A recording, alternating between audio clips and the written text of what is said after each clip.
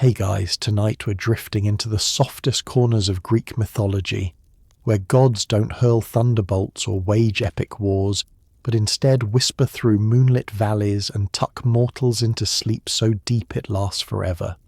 You're about to meet Endymion, a shepherd whose beauty was so breathtaking that the moon herself fell hopelessly in love, and to preserve him exactly as he was, she arranged for him to sleep eternally on a mountainside, never aging, never waking, never knowing the weight of another single day. The story may solve mysteries you never had an explanation for, like why the moon seems to linger so tenderly over certain hilltops, or why sleep itself feels like slipping into another world entirely. So, before you explore the story with me, please take a moment to help me subscribe to the channel, like and share this video, or maybe leave a comment below, but make sure you do it when you really like what I bring to you.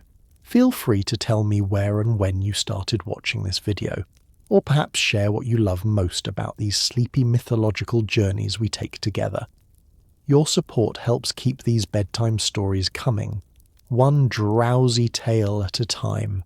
Now, let's keep the lights as soft as possible. Turn on the fan for a gentle sound to help the story feel more emotional, and let's embark on tonight's journey together. You find yourself standing on the lower slopes of Mount Latmos in ancient Caria, what we now call southwestern Turkey. The air tastes of wild thyme and distant salt from the Aegean Sea. Night has fallen, and the moon hangs impossibly large and luminous above the rocky peaks, casting everything in shades of silver and shadow. You're not alone here. Scattered across the hillside are sheep, their wool glowing ghostly white in the lunar light, and somewhere among them moves their shepherd, a young man named Endymion. He's beautiful in that effortless way that Greek myths always seem to describe mortals who catch divine attention. His hair falls in dark waves, his limbs are strong from climbing these slopes daily, and his face carries that faraway expression of someone who spends more time with stars than with other people. You watch him settle onto a flat stone, wrapping his cloak around his shoulders as the night chill descends. He doesn't know it yet, but this is the last evening he'll ever experience consciousness in the ordinary sense. High above, someone is watching him too. Selene, the titaness of the moon, guides her silver chariot across the sky each night, pulled by two white horses whose hooves leave trails of stardust. Usually she maintains her celestial course with divine indifference to the mortal world below. But tonight, as she passes over Mount Latmos, her gaze falls upon Endymion, and everything changes. The Greeks believed that certain moments held power. Kairos, they called it. The perfect moment when fate shifts, and this is one of those moments. Selene's immortal heart, if goddesses have such things, lurches with something unfamiliar. Desire, yes, but also a desperate tenderness. You might wonder what makes one mortal stand out among millions. Historians still argue whether Endymion was simply a shepherd, or perhaps a prince of Elis, or even an astronomer who first calculated the cycles of the moon. The myths themselves can't quite agree on his origins, which is typical of Greek storytelling. Stories evolved differently in different city-states, and nobody thought to standardize them. But every version agrees on this. Selene loved him, and that love would reshape his entire existence. Here's where it gets interesting, and a bit strange. Selene faces a problem that any immortal would recognize. Mortals age. That beautiful young shepherd gazing at her moon, in 40 years he'll be wrinkled and grey. In 60, he'll be dust. The thought is unbearable to her, so she does what Greek deities do when faced with impossible dilemmas. She arranges a supernatural solution. Different versions of the myth offer different mechanics. In some tellings, Selene herself goes to Zeus and begs him to grant Endymion eternal sleep. In others, Zeus offers Endymion a choice of any fate he wishes, and Endymion, either very wise or very tired, chooses to sleep forever without aging.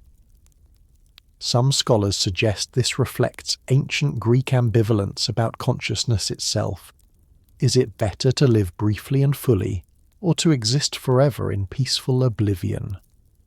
The most enchanting version suggests that Endymion was given the choice, and he chose eternal sleep specifically so he would never have to experience life without Selene's love, never have to watch her move on to some other mortal fascination. There's something almost modern about that sentiment, isn't there? The fear of being forgotten, the desire to be preserved exactly as you are in someone's memory. So the spell is cast, or the blessing is granted, or fate simply arranges itself the way it must. You watch as Endymion lies back against the stone, his eyes growing heavy. He doesn't fight it. Perhaps he understands, in that moment between waking and sleeping, exactly what's happening. Perhaps he welcomes it. His breathing slows and deepens. His face relaxes into an expression of perfect peace, and he sleeps. But this isn't the temporary sleep you experience each night. This is something else entirely, a suspension between life and death, consciousness and void. Endymion's chest still rises and falls with breath. His heart still beats, but he will never open his eyes again, never speak another word, never wake to watch a sunrise or taste bread, or feel rain on his face. He's become something like a living statue, preserved in the exact moment of his most perfect beauty.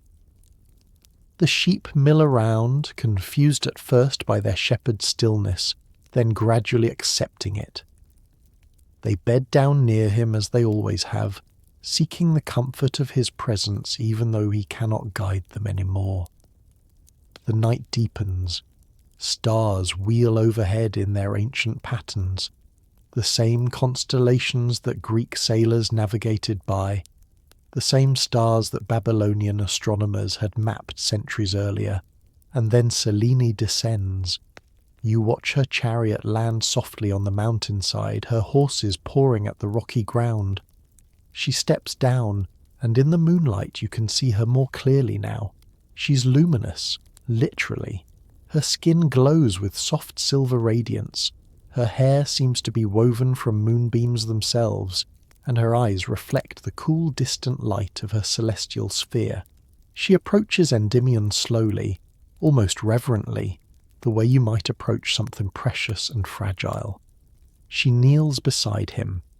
For a long moment she simply looks at him, drinking in every detail of his face. Then, gently, she reaches out and touches his cheek. His skin is warm. He's alive after all, just sleeping. Some versions of the myth suggest that Selene kisses him each night, and from these kisses, impossibly, children are born. But we'll explore that peculiar detail later. For now, just witness this. A goddess in love with a mortal, visiting him every single night for eternity, knowing he will never wake, never see her, never know her except in whatever dreams might drift through his endless sleep. There's something achingly lonely about it, don't you think? Selene gets to keep Endymion forever, yes, but she keeps only his body, his form, his beauty, his personality, his thoughts, his jokes and quirks, and the way he probably hummed while tending sheep. All of that is locked away behind closed eyes, inaccessible. She has preserved him like a butterfly pinned in a collector's case, perfect, eternal, and utterly absent. The ancient Greeks loved this kind of bittersweet irony in their myths. They understood that getting exactly what you wish for rarely brings the happiness you imagined. You remain on Mount Latmos as the night deepens, and you begin to understand the rhythm that will define this place for thousands of years. Each evening, as the sun dips below the Aegean horizon, and the first stars prick through the darkening sky, Selene begins her nightly journey. Her chariot rises from the eastern edge of the world, pulled by those magnificent white horses whose names, Phaethon and Lampus, mean shining and bright in Greek. She traverses the entire dome of heaven, casting her silver light across seas and cities, mountains and valleys, illuminating the nocturnal world below. But every night, without fail, her route brings her over Mount Latmos, and every night she descends. You watch this ritual unfold with the patience of someone who has nowhere else to be. Selene's chariot touches down on the same rocky outcrop, the horses snorting softly, their breath visible in the cool mountain air. She dismounts with practiced grace, and you notice how her movements have become almost ceremonial over time. This isn't spontaneous passion anymore. It's devotion, habit, sacred routine. She walks to where Endymion lies, his body unchanged from the night before, or the night before that, or the 1,000 nights before those. The ancient Greeks tracked time differently than we do. They didn't have digital clocks or precise calendars synchronized across continents. They measured time by the moon's phases, by agricultural seasons, by the stories elders told. Selene's visits to Endymion marked time in the most literal sense. Each night was one more orbit of the moon around the earth, one more cycle in the eternal dance of celestial bodies. Roman naturalist Pliny the Elder, writing in the 1st century CE, noted that the moon's phases influenced everything from tides to the growth of plants to human moods. Selene wasn't just visiting her beloved, she was literally bringing the night itself to witness their strange romance. You move closer, careful not to disturb this intimate scene, though of course neither goddess nor sleeping shepherd would notice you anyway. Selene kneels beside Endymion, and you can see now how her expression has evolved over the countless nights. There's still love there, certainly, but also something else, a kind of resigned melancholy perhaps, or the quiet acceptance that comes with any routine, even one born of passion. She touches his face, traces the line of his jaw with fingers that glow faintly in the darkness. His skin remains warm, alive, perfect. Does she speak to him? The myths don't say, but you imagine she must. What else would you do, visiting someone every single night who can never respond? Perhaps she tells him about her journey across the sky, the ships she saw sailing by starlight, the festivals in her honour where mortals danced and sang, the way the light reflects differently off snow-capped mountains versus desert sand. Perhaps she complains about her responsibilities, the weight of being a celestial body that entire civilizations depend upon for their calendars and navigation. The Greeks were practical about their gods. They knew that even divine beings might need someone to talk to. Here's a detail that often gets overlooked in the more romantic retellings. Selene was a Titaness, not an Olympian.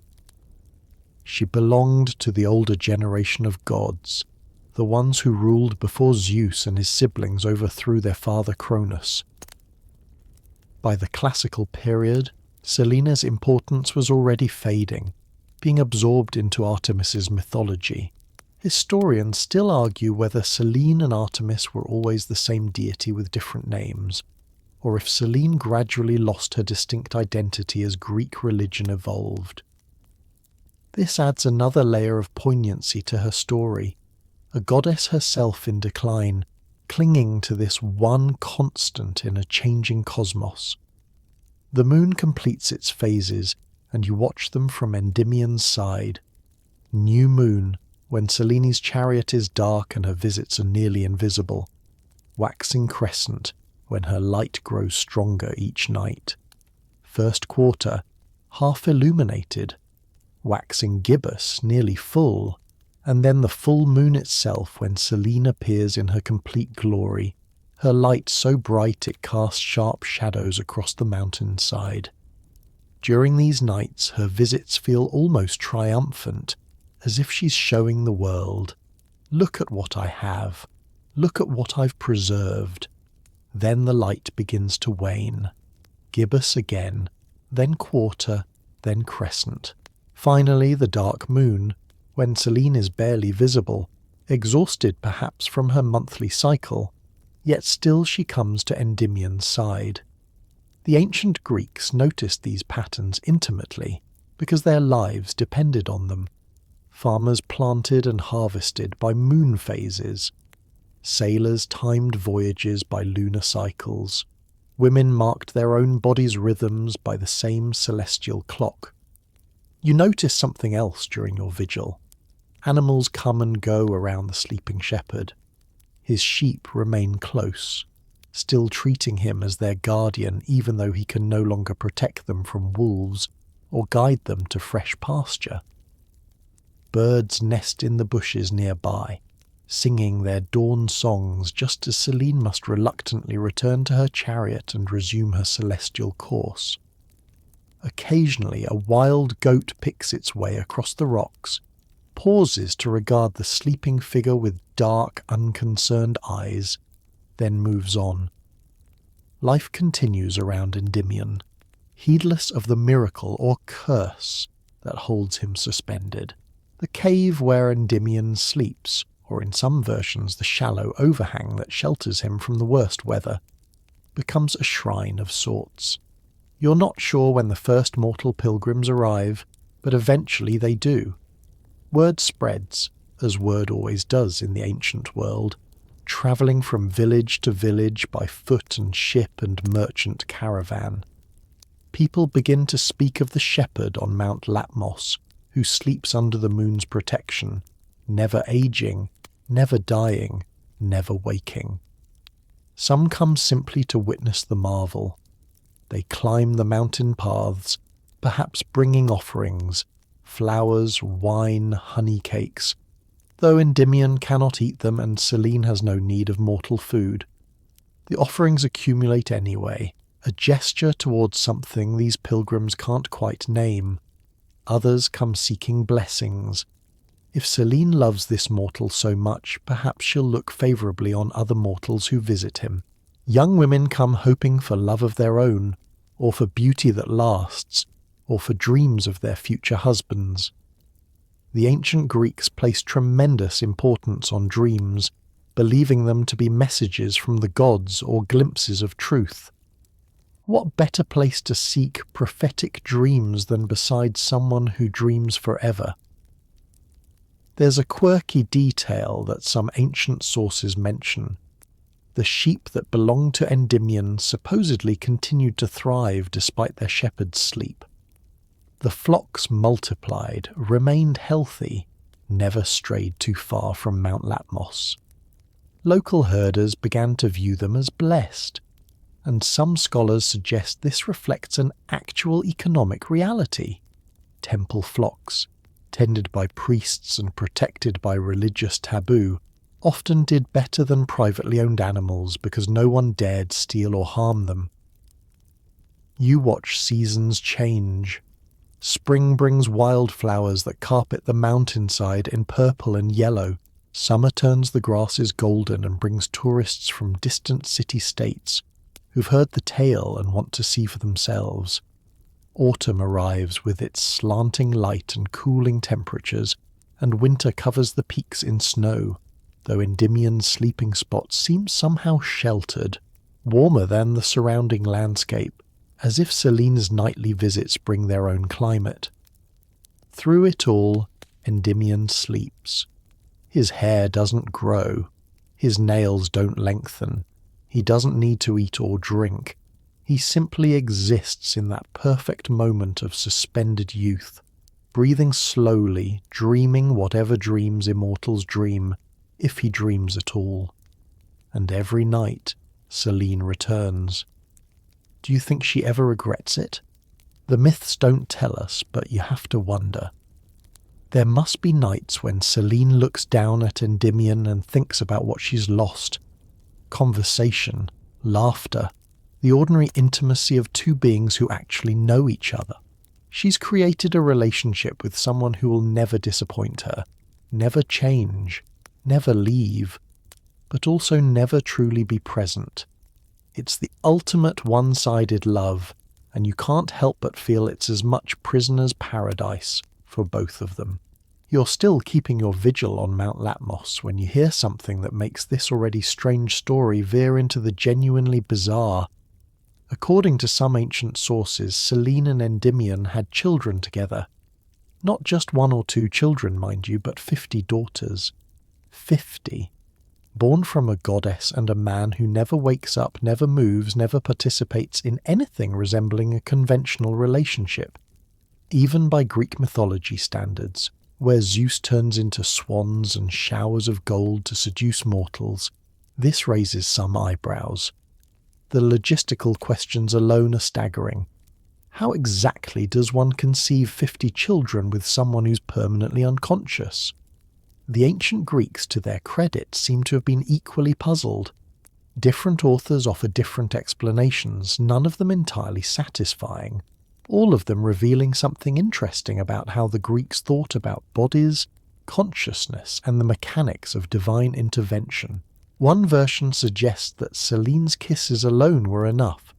Each night when she descended to Endymion's side and pressed her luminous lips to his, somehow that celestial contact created life.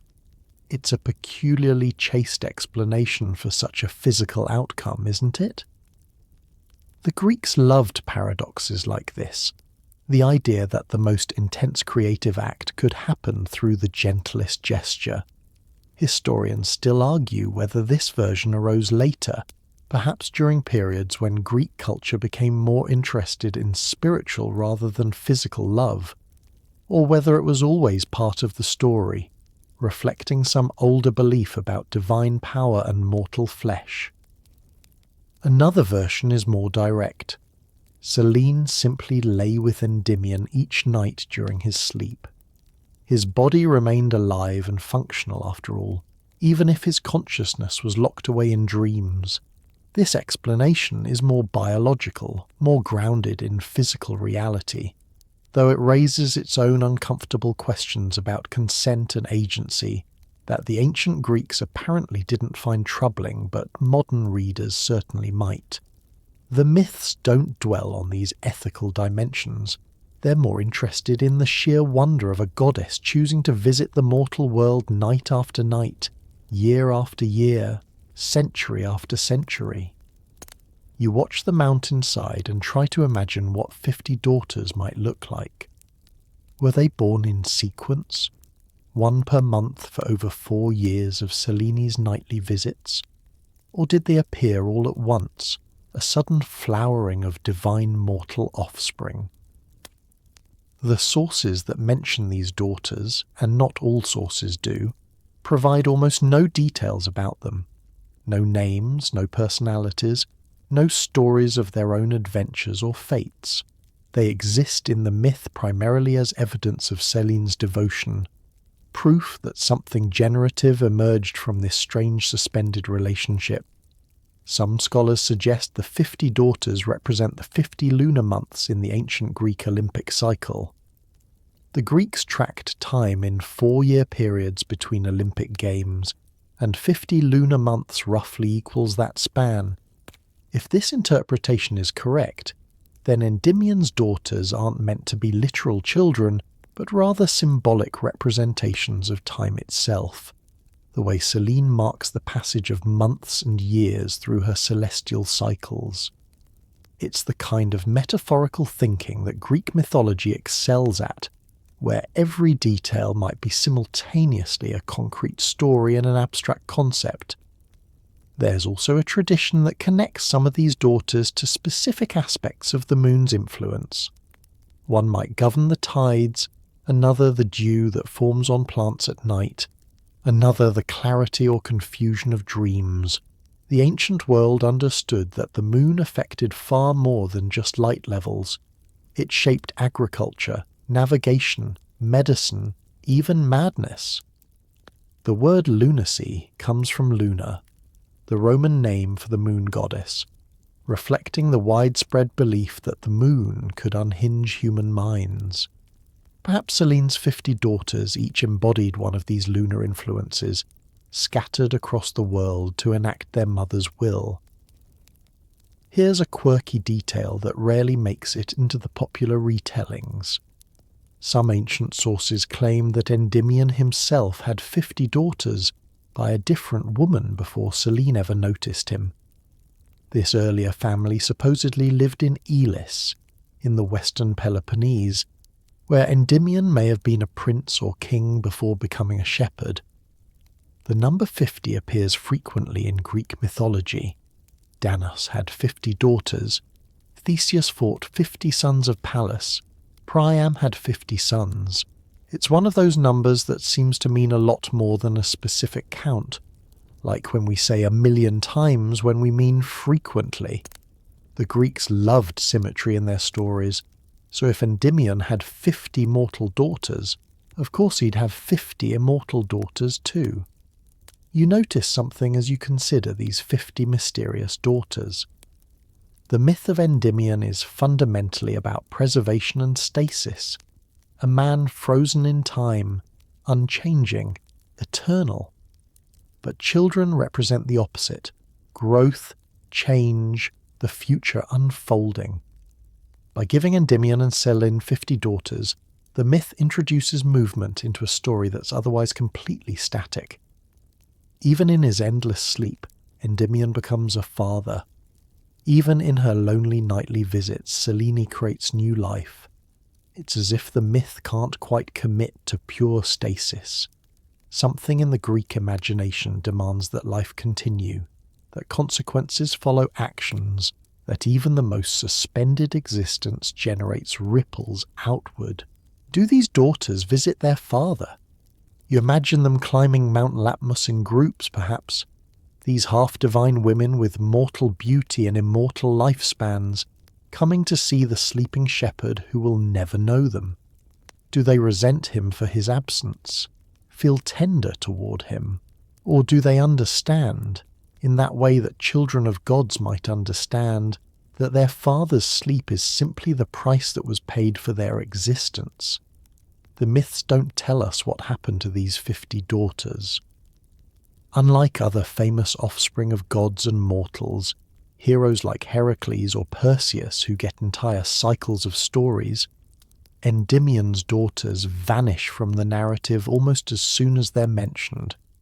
Perhaps they married mortals and disappeared into ordinary human lineages. Perhaps they became minor goddesses themselves, presiding over streams or groves or particular phases of the moon. Perhaps they simply faded, as many minor mythological figures did when people stopped telling their stories. You think about Selene, returning night after night not just as a lover now, but as a mother. Does she bring the daughters with her sometimes? Do they sleep beside their father in shifts, a rotating watch of family members keeping vigil over someone who doesn't know they're there?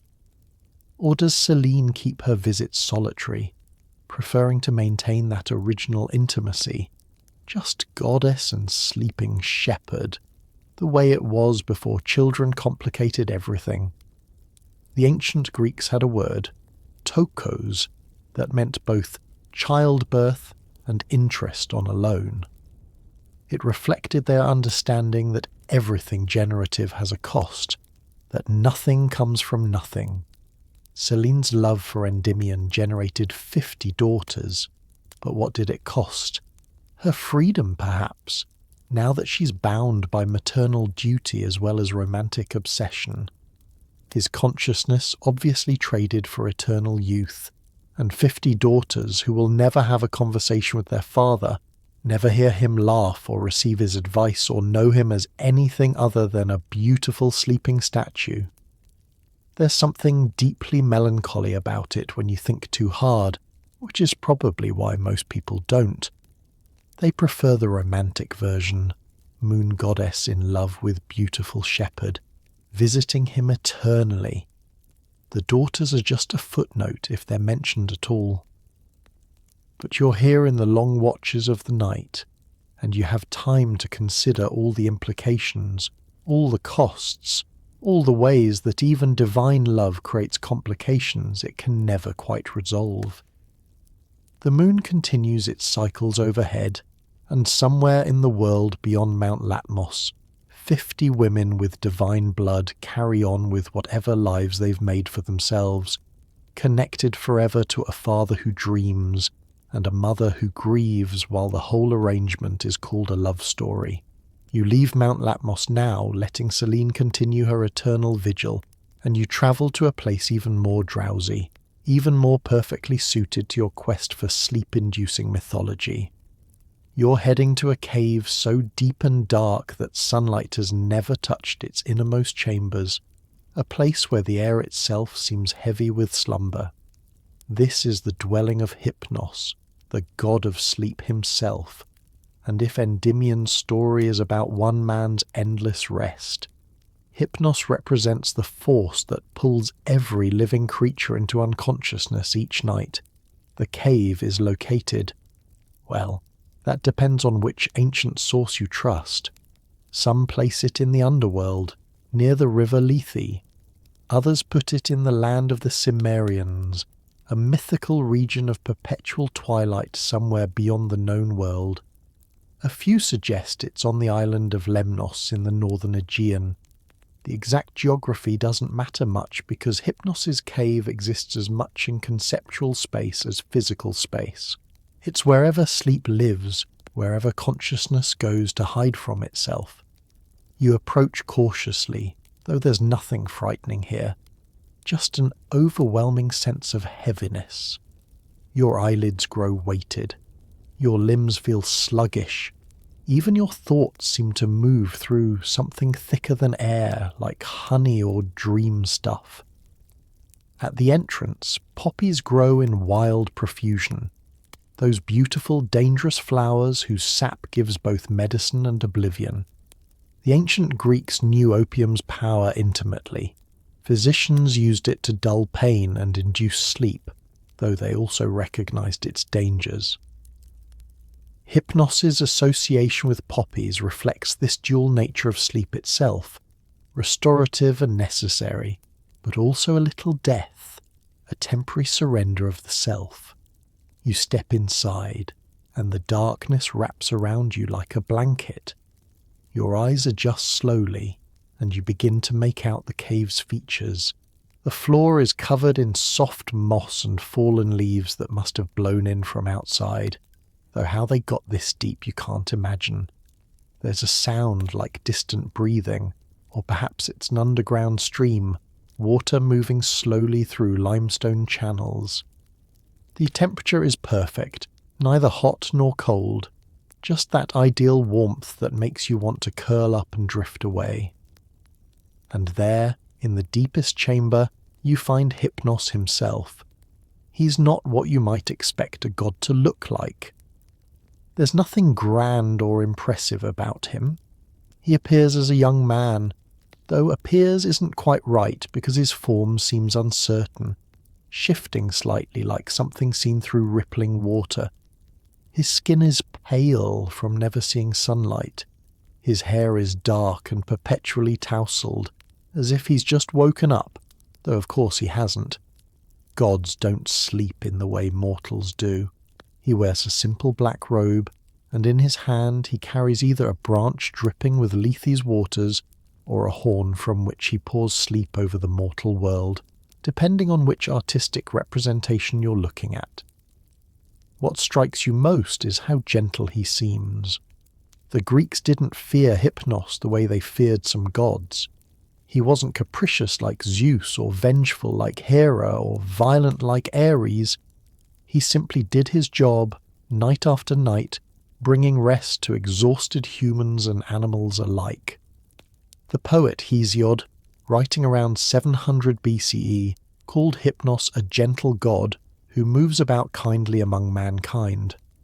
That's high praise in Greek mythology, where gods are more often described as wrathful, jealous, or terrifyingly powerful. Hypnos has a twin brother, though we'll meet him more formally later.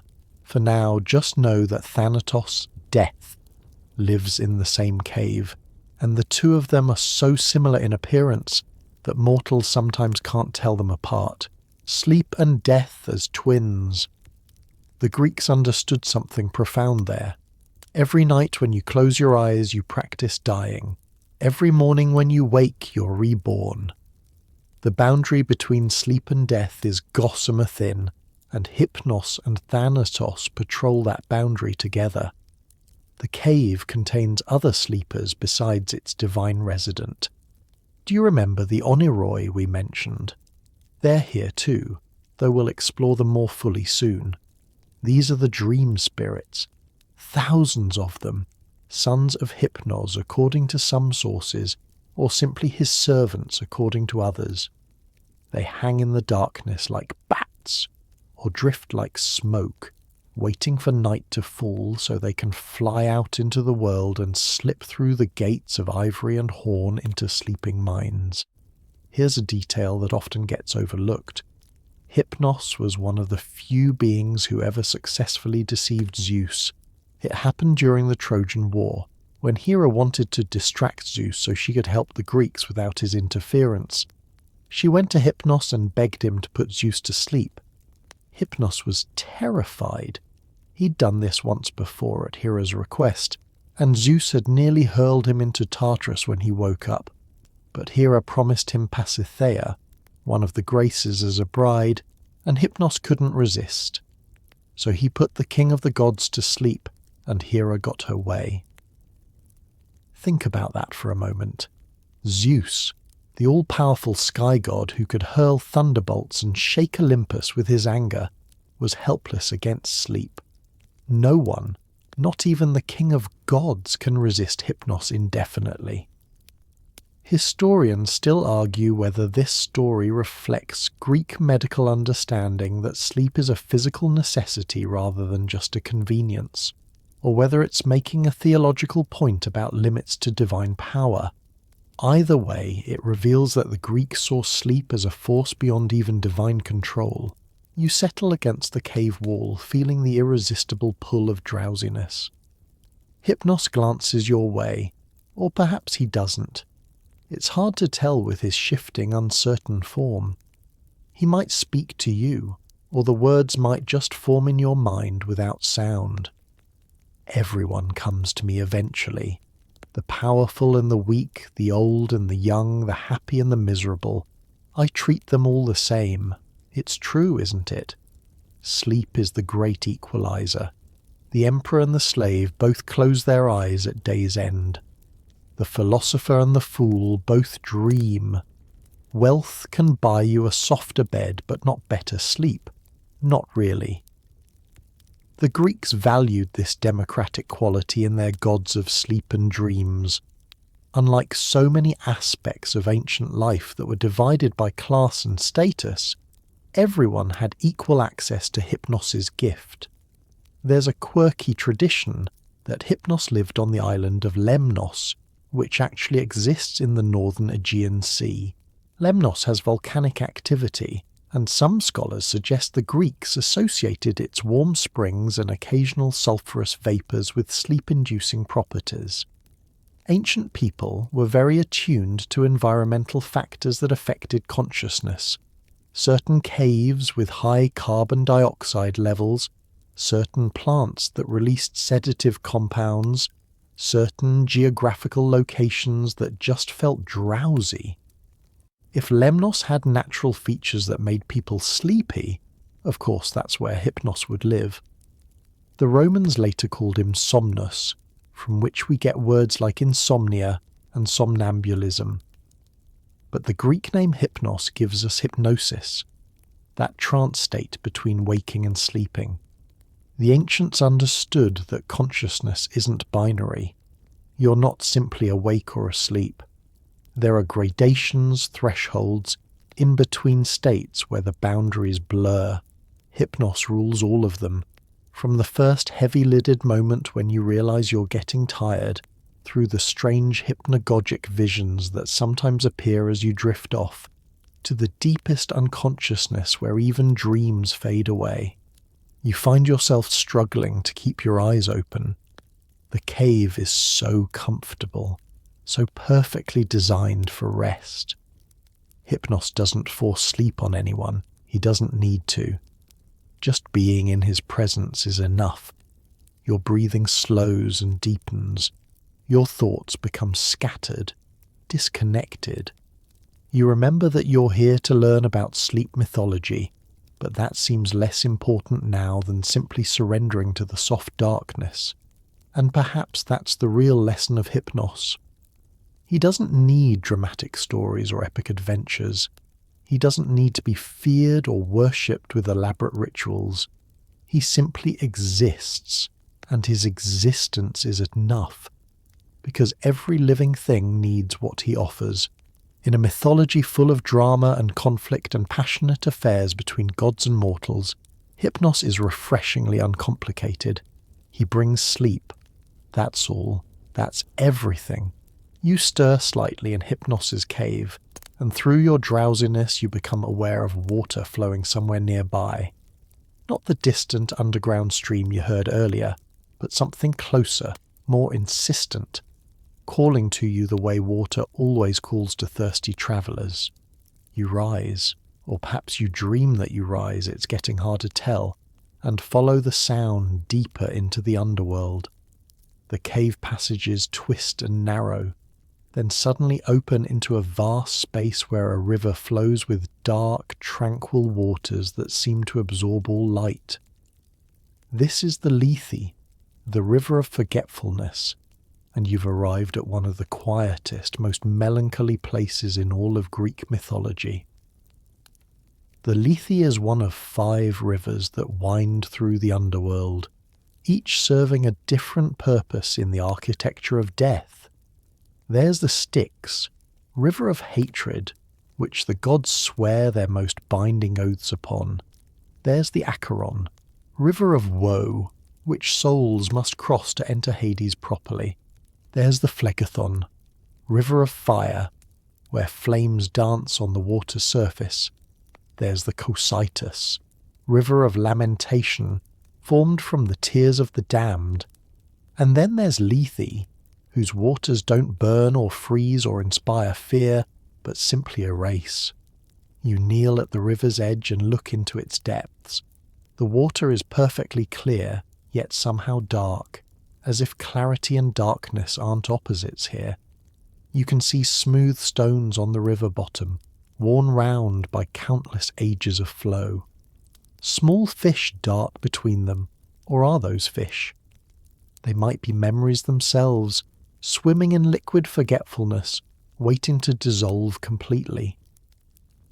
The ancient Greeks believed that everything, even abstract concepts, had physical form if you looked at them the right way.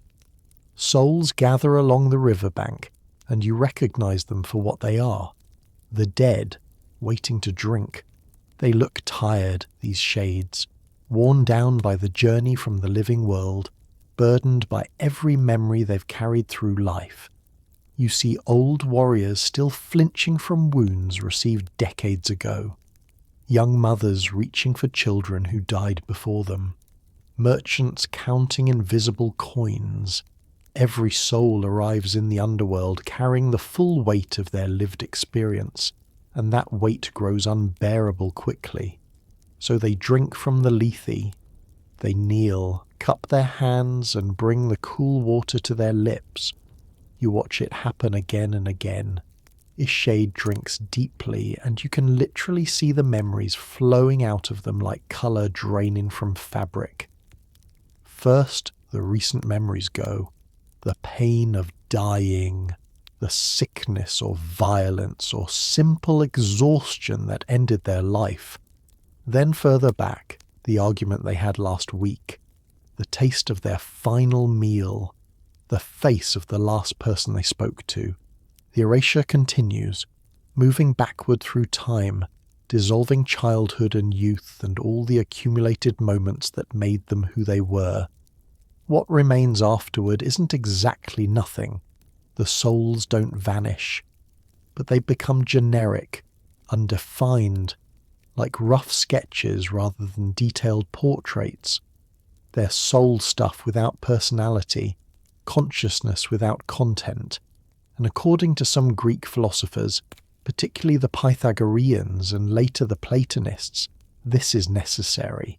These blank slate souls will eventually be reincarnated, sent back to the living world to be born again into new bodies. If they carried their old memories with them, they'd be paralyzed by previous experiences. The child who remembers dying violently would never stop screaming. The baby who recalls being an elderly scholar would never learn to play. Lethe's waters provide mercy then, even if it looks like loss. The ancient Greeks understood that sometimes forgetting is more compassionate than remembering. Historians still argue whether the Lethe myth reflects actual Greek psychological insights about trauma and memory, or whether it's purely metaphorical, a way of thinking about death and rebirth. Either way, it's remarkably sophisticated for a culture that didn't have modern neuroscience or psychology. Here's something interesting. Not everyone drinks from Lethe. According to mystery religions like the Eleusinian mysteries and Orphic traditions, initiates were taught to avoid the river of forgetfulness after death. Instead, they were supposed to seek out the pool of memory, mnemosyne, and drink from that instead. By remembering everything, including their divine nature and previous lives, they could escape the cycle of reincarnation entirely and achieve something like enlightenment or union with the divine. Ancient Greek religion wasn't monolithic. Different cults taught different afterlife doctrines, and they sometimes contradicted each other spectacularly. You watch a particular soul approach the river, a woman, perhaps middle-aged when she died, though it's hard to be certain with shades. She hesitates at the water's edge longer than most. You can almost see her weighing the decision. Everything she was, everything she learned, everyone she loved, all of it will dissolve in that water. But she's tired. The memories hurt. And whatever comes next, reincarnation, dissolution, eternal rest, seems preferable to carrying this burden of selfhood forever. She drinks. Her face smooths out as personality drains away. Within moments, she's indistinguishable from the other shades drifting along the riverbank, and you feel an unexpected pang of loss for this person you never knew, whose entire existence just became as forgotten as if it never happened. But here's the paradox that Greek philosophers love to explore. If the soul forgets everything, is it really the same soul that gets reincarnated? If you have no memories, no personality, no continuity of experience connecting your old life to your new one, in what sense are you reborn? The person who emerges from Lethe and gets sent back to the living world might have some essential spark that once inhabited a different body, but functionally, they're a completely new person. The Greeks were grappling with the same questions about identity and consciousness that still perplex philosophers today. There's a quirky detail in some versions of the myth. The water of Lethe supposedly tastes sweet, almost honey-like. The dead don't drink reluctantly, grimacing at bitter medicine. They drink eagerly, gratefully, because forgetting is delicious. There's something deeply unsettling about that, isn't there? The idea that we might be so eager to erase ourselves given the chance. But maybe it's also profoundly true. How many of your own memories would you delete if you could? The embarrassments, the regrets, the losses, the moments you replay over and over wishing they'd gone differently. The ancient Greek word lethe literally means concealment or oblivion. It's related to the word aletheia, which means truth, and literally translates as unconcealment or unforgetting. Truth, in Greek thought, wasn't something you discovered, it was something you remembered, pulled back from the concealment where it was hidden. This linguistic connection suggests that the Greeks saw forgetting as the natural state, and remembering as an active effort against entropy, against the universe's tendency toward erasure and dissolution. You notice that the river itself seems alive somehow, conscious of its purpose. The water flows steadily, neither fast nor slow, just constant. It has been flowing since before there were humans to forget things, and it will continue flowing long after the last memory has dissolved. There's something almost peaceful about that continuity. The idea that while individual memories vanish, the force of forgetting itself is eternal. Some Roman poets, particularly Virgil in the Aeneid, describe souls gathering around the Lethe in vast numbers, as numerous as leaves that fall in the forest at autumn's first chill, or as birds that flock to land from the deep ocean. It's one of those images that makes eternity feel real, not just one soul forgetting, but millions, billions, an endless procession of lives dissolving into water that never stops flowing. You dip your fingers into the Lethe, half expecting them to come out blank, your fingerprints erased. But nothing happens. You're not dead yet, not a shade seeking rebirth, so the water has no power over you. Still, you wonder what it would feel like, that moment when everything you are simply flows away, leaving only the possibility of becoming something else entirely. You pull your fingers from the Lethe's waters and turn away from the riverbank, but you don't leave the underworld just yet. There are other regions to explore here, other dimensions of sleep and dreams that the Greeks mapped with their usual precision. You find yourself walking through corridors of darkness that somehow don't feel oppressive, just deep and soft, like moving through velvet curtains. And then you step through an archway into a realm that shimmers with a different quality of darkness, not the absence of light, but the presence of something else entirely. This is the kingdom of Morpheus, the master dream weaver, and you've entered the place where every dream you've ever had originates. Morpheus is the son of Hypnos, or at least that's what most sources claim, though some suggest he's simply another aspect of sleep itself given independent form.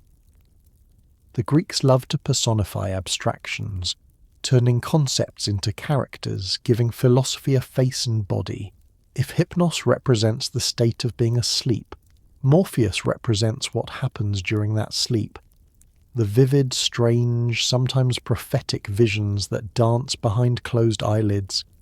His name comes from the Greek word morphe, meaning form or shape, and that's exactly what Morpheus does. He shapes dreams. He's a sculptor working in the medium of unconscious thought, an artist whose canvas is the sleeping mind. Unlike his father's gentle, undefined presence, Morpheus is sharp and clear.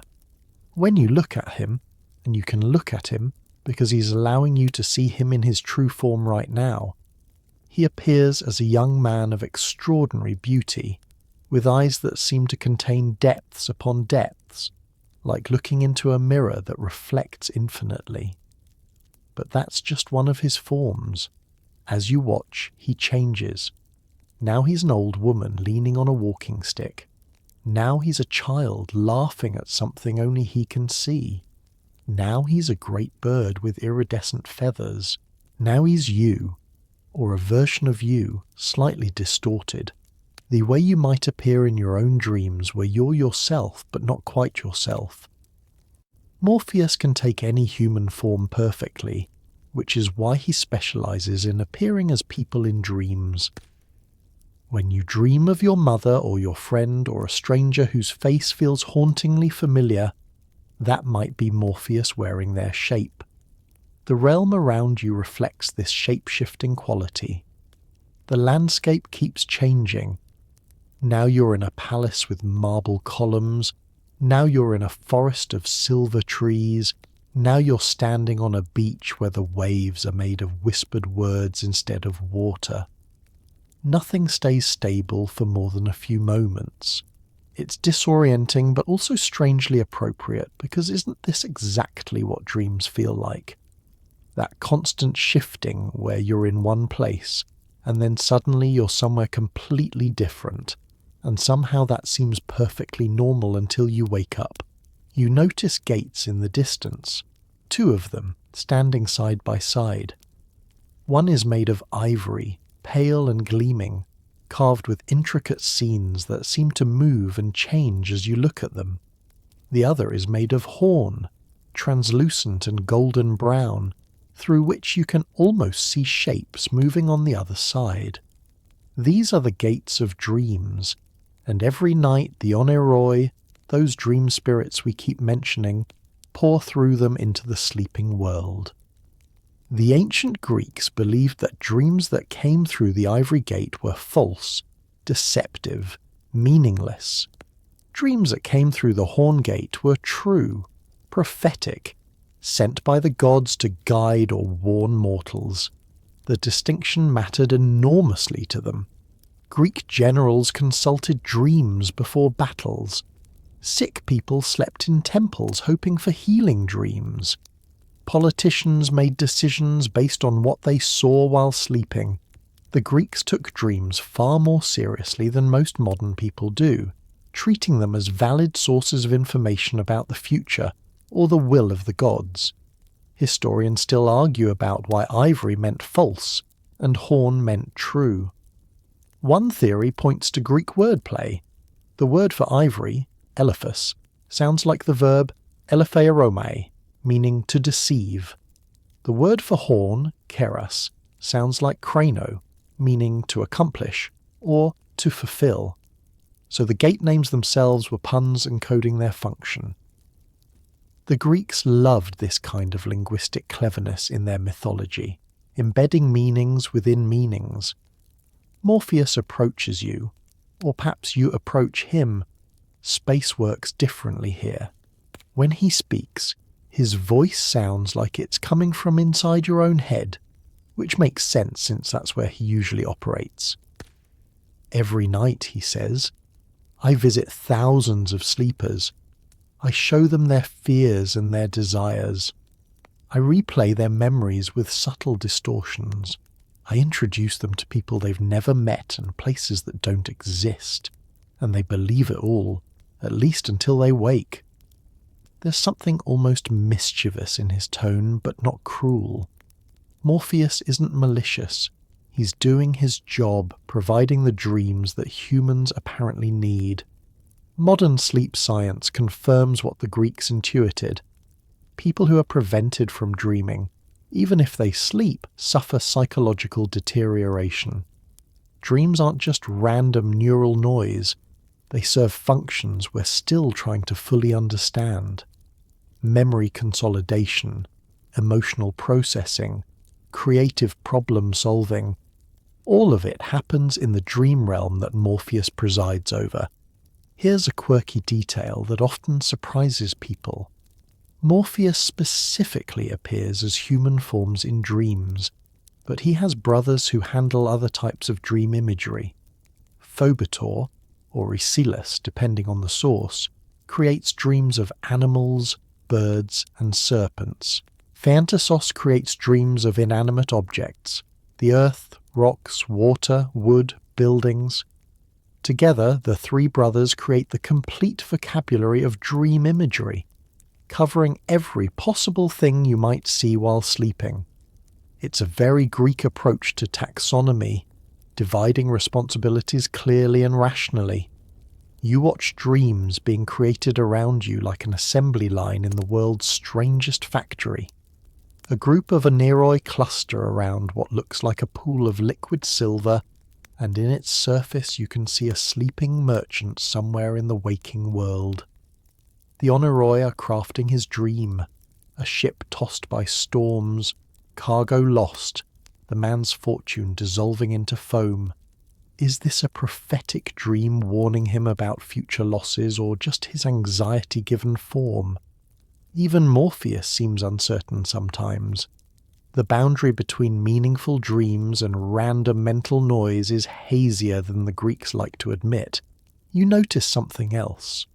Not all dreams being crafted here are frightening or anxious. Some are beautiful, comforting, even joyous. You see a sleeping child receiving a dream of flying over golden fields. You see an old woman being given a dream where she's young again, dancing at a festival with friends long dead.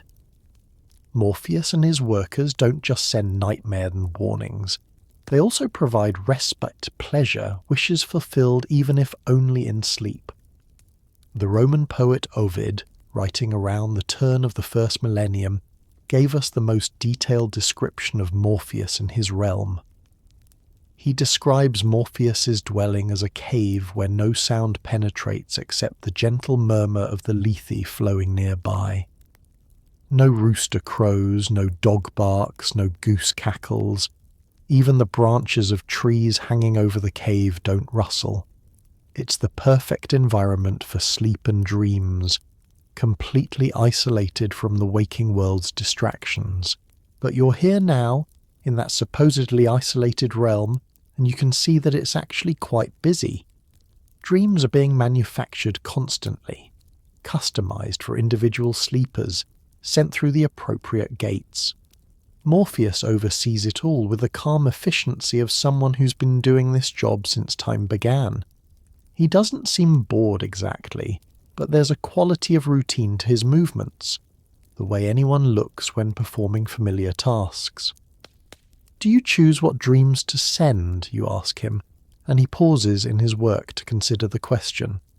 "Sometimes," he says, "when the gods request specific dreams to guide or deceive mortals, when someone sleeps in a sacred temple seeking prophetic visions.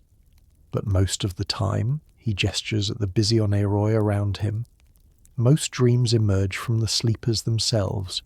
We just give them form, make them vivid enough to be remembered. The raw material, fears, desires, memories, random thoughts, that all comes from you." It's a surprisingly modern understanding of dreams, isn't it? The idea that they emerge from our own psyches rather than being imposed from outside. Freud and Jung would have appreciated Morpheus's insight, even if they might have disagreed about the details. The Greeks were feeling their way toward understanding the unconscious mind, even if they described it in the language of myth rather than psychology. Your time in Morpheus's realm feels both endless and instantaneous, which is appropriate for a place outside normal time. You could stay here forever, watching dreams being woven, or you could leave right now, and either choice would take exactly the same amount of time, which is to say no time at all. The logic of dreams pervades everything here, making conventional cause and effect seem quaint and unnecessary.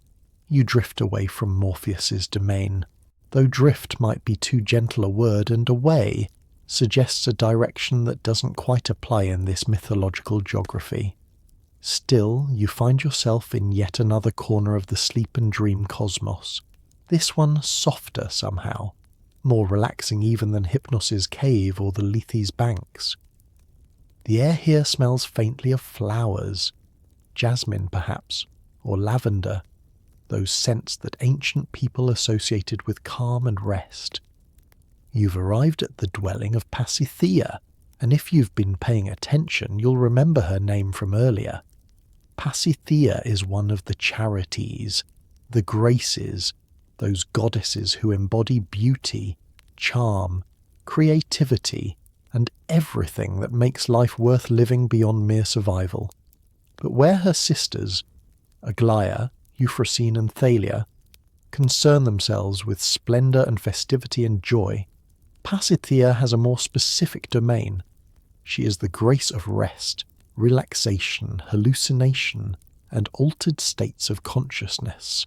Her name comes from a Greek word meaning all divine, or possibly for all, suggesting that her gift of relaxation belongs to everyone, divine and mortal alike. She reclines on a couch of woven grasses and soft moss, and when she notices your presence, she smiles without sitting up. There's no sense of impropriety in her leisure. Pasithea isn't being lazy. she's embodying her function. Rest is her work, and she performs it excellently. She appears as a young woman with eyes that seem perpetually half-closed, not from tiredness, but from perfect contentment, the way you might look during the best massage of your life, or while soaking in a warm bath after a long day. Do you remember when we mentioned that Hera promised Pasithea to Hypnos as a bride in exchange for putting Zeus to sleep? That wasn't just random matchmaking. It was a perfect pairing, uniting the god of sleep with the goddess of relaxation.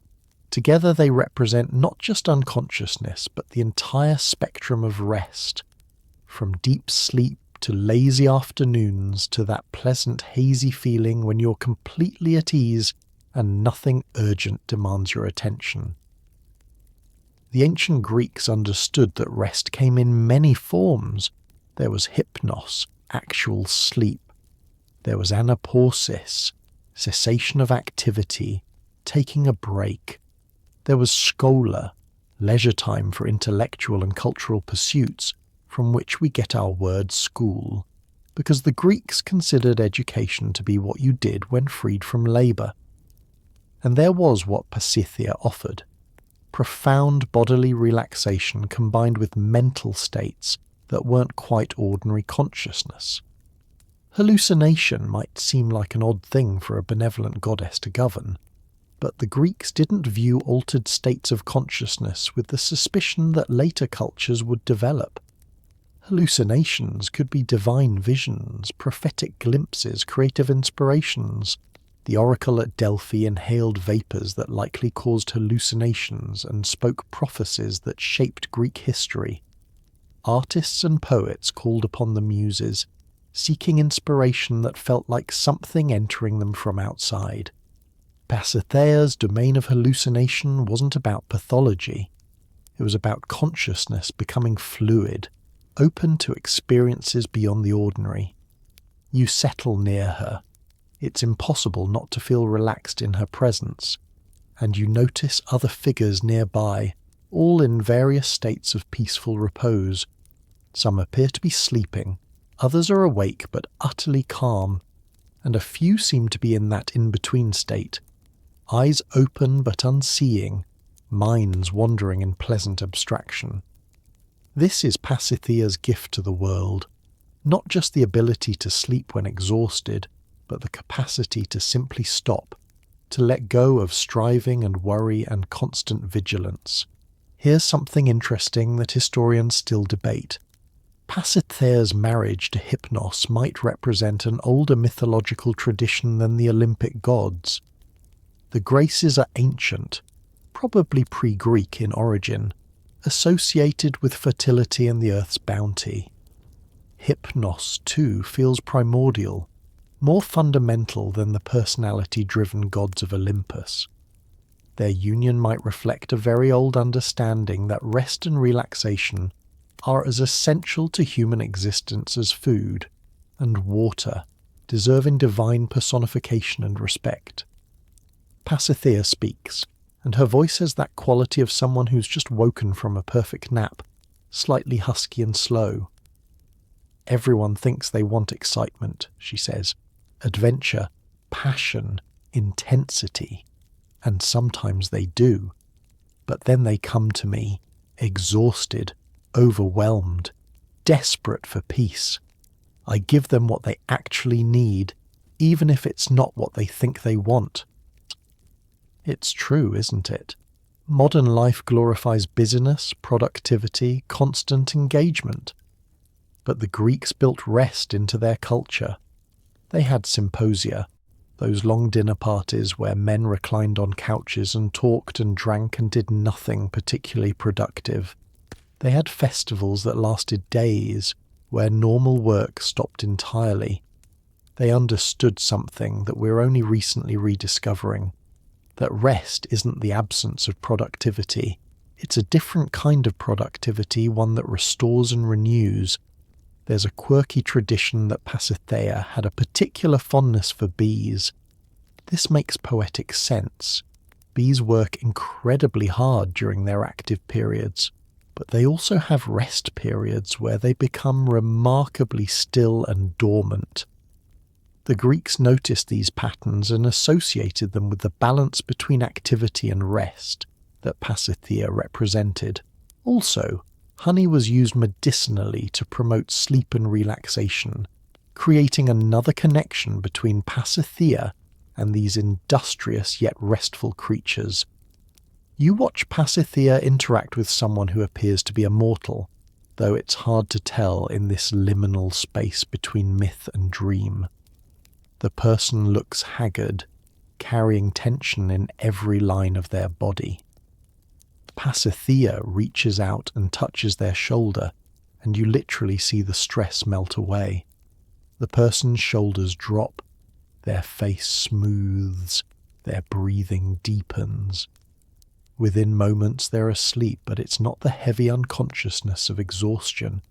It's restorative sleep, the kind you wake from feeling genuinely refreshed. That's the difference between sleep that comes from collapse and sleep that comes from genuine rest, Pasithea explains, noticing your observation. Hypnos can impose sleep on anyone. The body shuts down eventually, one way or another. But I provide the conditions that make sleep actually healing, the relaxation that precedes good sleep, the mental quieting, the physical release of tension. Without me, sleep is just unconsciousness. With me, it's restoration. The ancient Greeks didn't have our modern understanding of stress physiology, but they recognized that tension and worry prevented restorative sleep. They created elaborate bedtime rituals, washing, anointing with oils, prayers to appropriate gods, not because they were superstitious, but because they understood that preparing the body and mind for sleep made that sleep more effective. Pasithea embodied this wisdom, representing not just the destination, sleep, but the journey toward it, relaxation. Historians note that Pasithea's cult was never as prominent as those of other graces or major gods. She didn't have massive temples or citywide festivals in her honor. But she appeared in household shrines and personal prayers, invoked by people seeking peace after difficult days. Sometimes the quietest gods are the most personally important, attending to needs that don't generate epic stories but make everyday life livable. You notice that Pasithea's realm has no sharp edges, no harsh colours, no sudden sounds. Everything here is rounded, soft, muted. It's the physical embodiment of relaxation, designed at every level to prevent jarring stimulation. Even the light, and there is light somehow, though no sun shines here, is gentle and diffuse, like late afternoon sun filtered through linen curtains. "Do you ever tire of rest?" you ask her, and she laughs quietly. "That's like asking if a river tires of flowing," she says. "Rest is what I am, not just what I do. I don't experience it as monotonous, because I'm not separate from it. Mortals divide themselves. I am experiencing rest, but I am rest itself, experiencing existence." It's a dizzying philosophical concept, typical of Greek mythology's deeper layers. The gods aren't just beings with powers, they're the powers themselves made conscious. When you sleep, you're not just receiving Hypnos's gift, you're participating in Hypnos. When you relax, you're manifesting Pasithea. The boundary between God and experience dissolves, which is perhaps why the Greeks took their deities so seriously while also telling such wildly anthropomorphic stories about them. You feel yourself becoming drowsier in Pasithea's presence, and she notices. "You can rest here if you want," she offers. "Time works differently in divine realms. You could sleep for what feels like years and wake to find only moments have passed in your world. Or you could rest for a moment and wake refreshed as if from a full night's sleep." It's tempting, profoundly tempting, but you still have more of this mythological landscape to explore. You thank her and pull yourself back towards something like alertness, though you know you'll carry some of her peaceful influence with you, making the rest of your journey through Greek sleep mythology just a bit more tranquil than it would have been otherwise. You leave Pasitheia's realm with reluctance, feeling more relaxed than you have in ages, but your journey through the sleepy corners of Greek mythology requires you to venture deeper still. You find yourself in a darkness so profound that it predates the concept of darkness itself. This isn't the absence of light. This is what existed before light was invented, before the sun and moon and stars were hung in the sky. You've arrived at the dwelling of Nyx, primordial night, and even the gods tread carefully here. Nyx is ancient in a way that makes the Olympian gods seem like children. She emerged at the very beginning of creation, one of the first beings to exist after chaos itself. According to Hesiod's Theogony, written around 700 BCE and one of our primary sources for Greek creation myths, Nyx was born from chaos, along with her brother Erebus, primordial darkness. Together they produced ether, upper air, and a mirror, day, which is a beautifully paradoxical idea. Darkness giving birth to light, night creating day. The Greeks loved these kinds of generative oppositions, but Nyx didn't stop there. On her own, without a partner, she gave birth to a whole roster of abstract concepts made divine. Moros, doom. Thanatos, death. Hypnos, sleep. The oneiroi, dreams. Momus, blame. Oises, misery. The Hesperides, evening. The moirai, fates. Nemesis, retribution. And many others depending on which ancient source you consult. Essentially, Nyx birthed everything uncomfortable or mysterious about existence. She's the mother of every shadow in the corner of your vision, every whisper of mortality, every inevitability you can't escape. You can barely make out her form in the overwhelming darkness.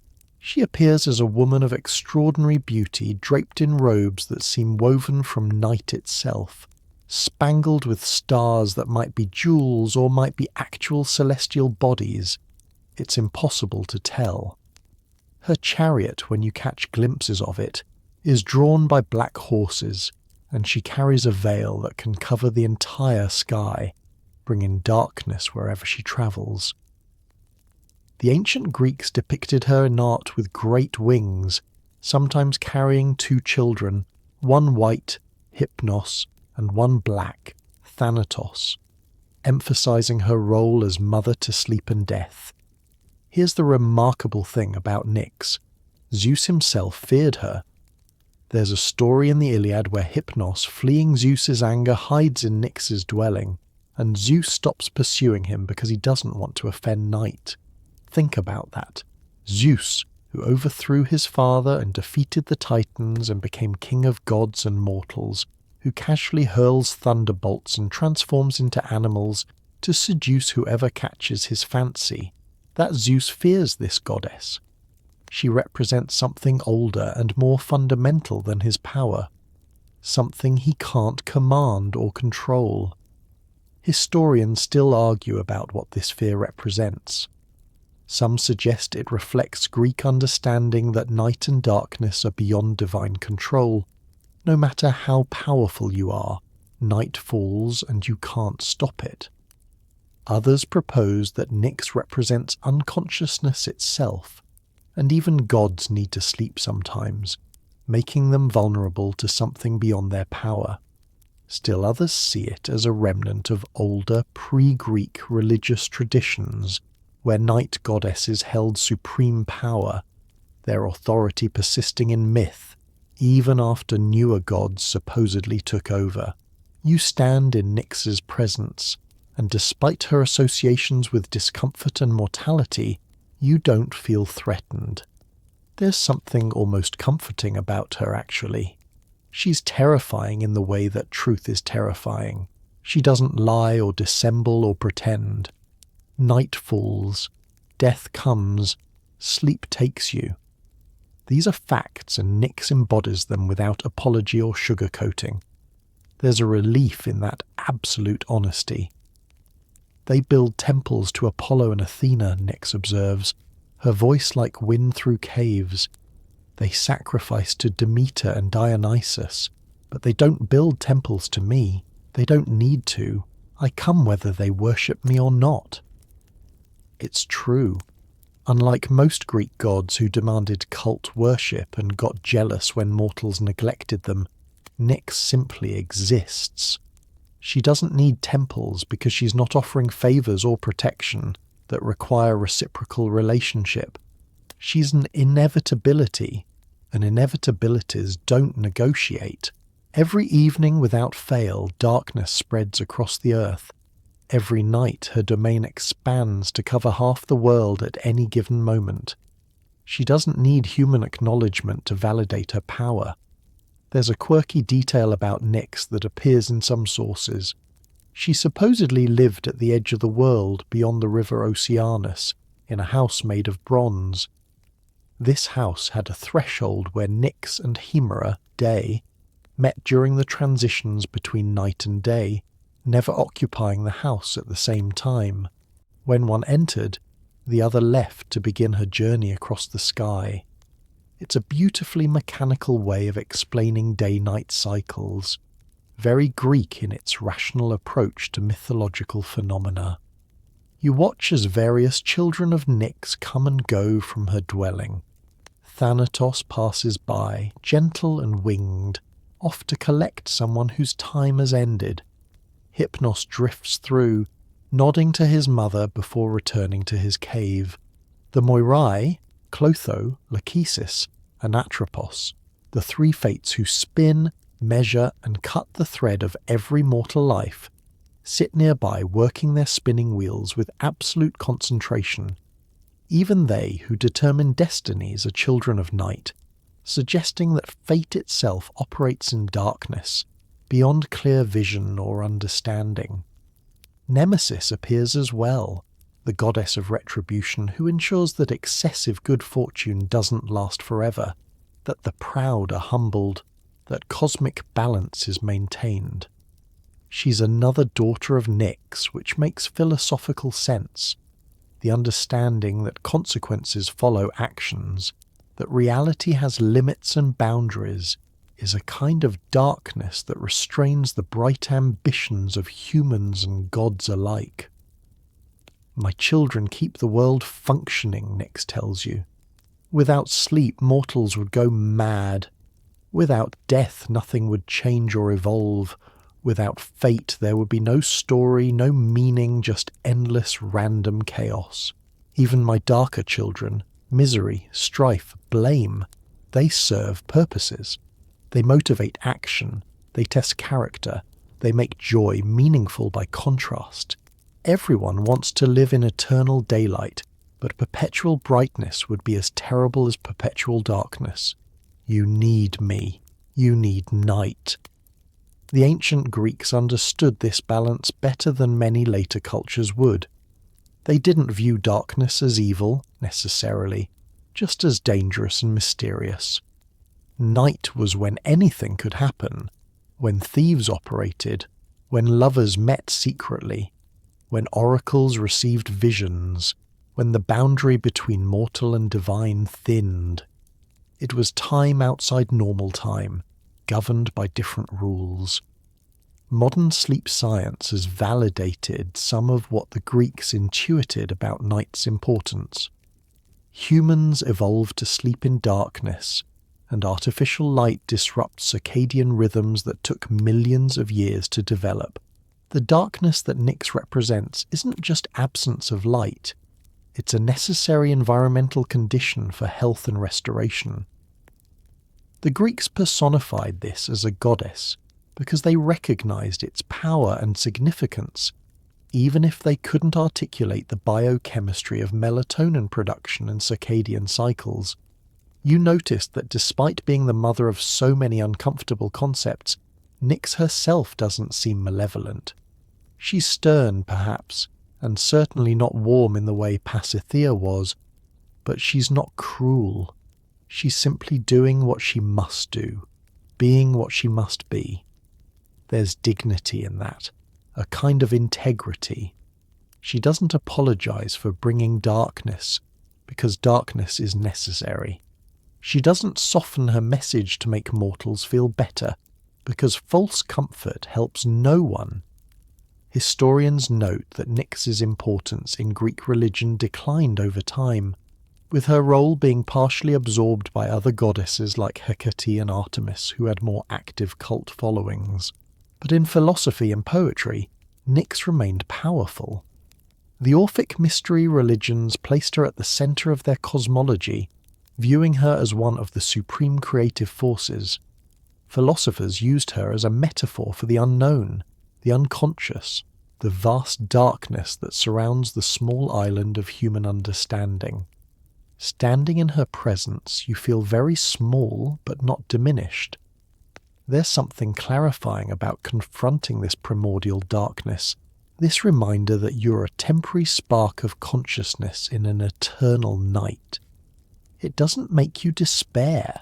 Instead, it makes the spark seem more precious, more worth appreciating for its brief brilliance. Nyx notices your thoughts, or perhaps she doesn't need to notice them because she already knows, being older and wiser than almost anything that exists. You fear me, she observes, but you also seek me. Every night when you close your eyes, you surrender to my domain. You can't help it, and in the morning, you're grateful for the rest I provided. She's right, of course. Night is terrifying and essential, fearsome and comforting, the end of each day and the promise of renewal in the next. Nyx contains all these contradictions without being contradictory because she's large enough to hold opposites simultaneously. You leave Nyx's overwhelming presence and find yourself in a space that feels more crowded, more active than anywhere you've been so far. The air buzzes with movement. Not sound exactly, but the sensation of many beings passing through, going about their business with purpose and speed. You've arrived at the gathering place of the Oneiroi, the dream spirits we've mentioned several times already, and now it's time to meet them properly. The Oneiroi are the 1,000 sons of Hypnos, or perhaps they're sons of Nyx, depending on which ancient source you trust. Some accounts make them brothers to Morpheus rather than his subordinates, a democracy of dream spirits rather than a hierarchy. The exact genealogy matters less than their function. These are the beings who carry dreams from the divine realm into sleeping minds, who slip through the gates of horn and ivory each night to populate the unconscious landscapes of every dreaming creature. They appear as shadows with wings, or perhaps as winged creatures made of shadow. Again, it's hard to tell. They shift and flicker like flames, never quite solid, never quite transparent. Each one seems to carry something, though what they carry is invisible to waking eyes. Dreams, presumably, thoughts shaped into narratives, fears given form, memories reconstructed with crucial details changed. The Oneiroi are delivery workers for the unconscious, and business is always booming. You watch them cluster around the 2 gates, and now that you're closer you can see more details. The ivory gate gleams with a pearlescent sheen, beautiful and enticing. Dreams that pass through it are vivid and convincing, which is precisely why they're false. They're too good to be true, too perfectly constructed to be genuine messages from the gods. The horn gate, by contrast, looks more humble, almost rough. But horn is transparent. Truth can shine through it. Dreams that emerge from this gate might be stranger, less polished, but they carry genuine prophetic weight. The distinction fascinated ancient Greeks because it acknowledged a truth we still grapple with. Not all dreams mean something. Some are just mental noise, the brain processing information, anxieties given random form. Others might contain genuine insight, buried truths that your conscious mind hasn't recognized yet. The trick, then as now, is telling the difference. The Greeks had dream interpreters, professional aeromancers who claimed to distinguish true dreams from false ones. The most famous collection of dream interpretation techniques comes from Artemidorus, writing in the 2nd century CE, whose Oneirocritica categorized dreams by symbol and context. Here's something interesting that historians still debate. The gates might have practical origins. Ancient Greek houses often had ivory decorations, expensive imports from Africa and Asia, that were associated with wealth and luxury. Horn, meanwhile, was common and functional, used for everything from drinking vessels to window coverings. So the symbolism might reflect class associations. Ivory is beautiful but artificial, while horn is humble but genuine. Or it might be purely linguistic, those puns we mentioned earlier.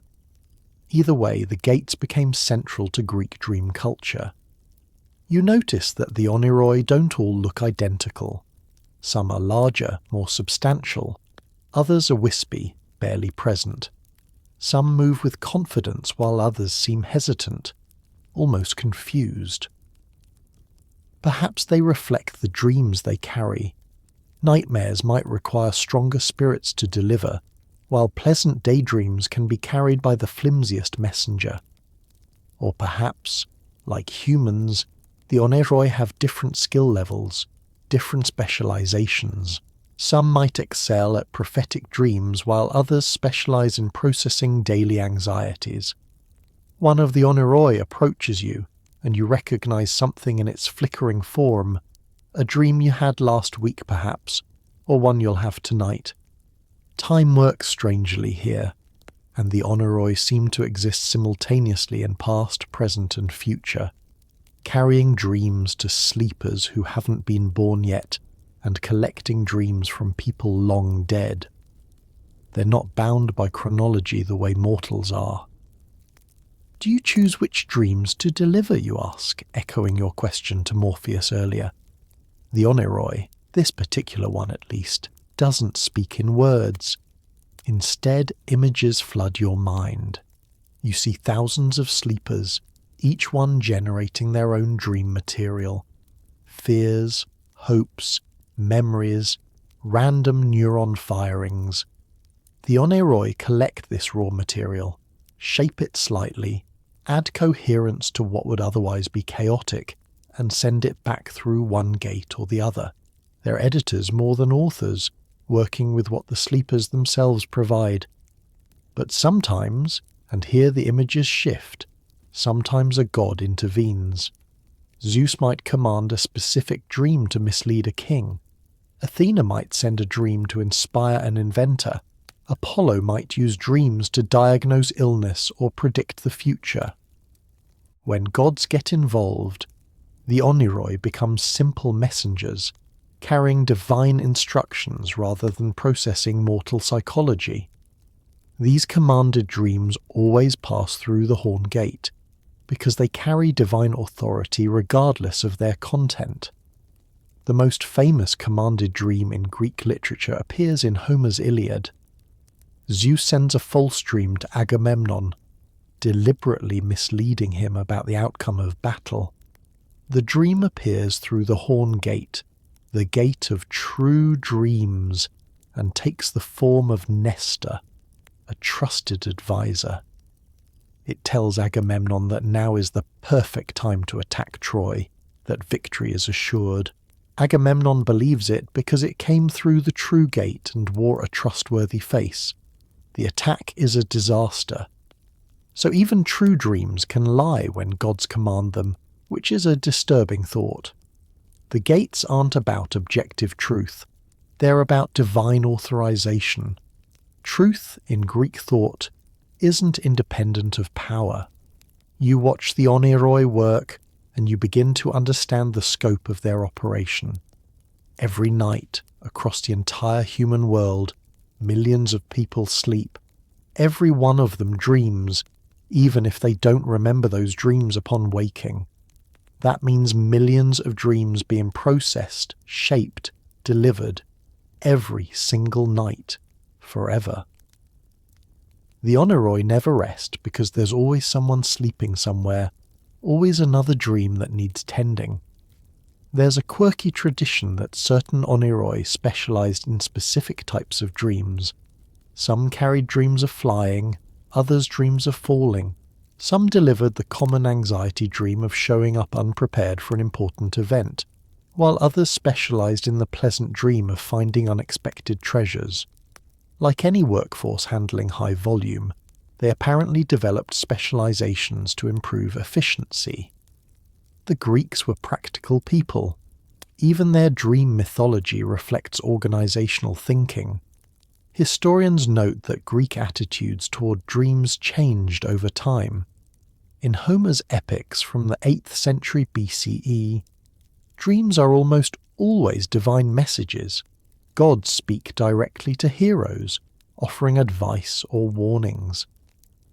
By the classical period of the 5th and 4th centuries BCE, philosophers like Aristotle were arguing that most dreams were just physiological phenomena, the brain continuing to process sensations even during sleep.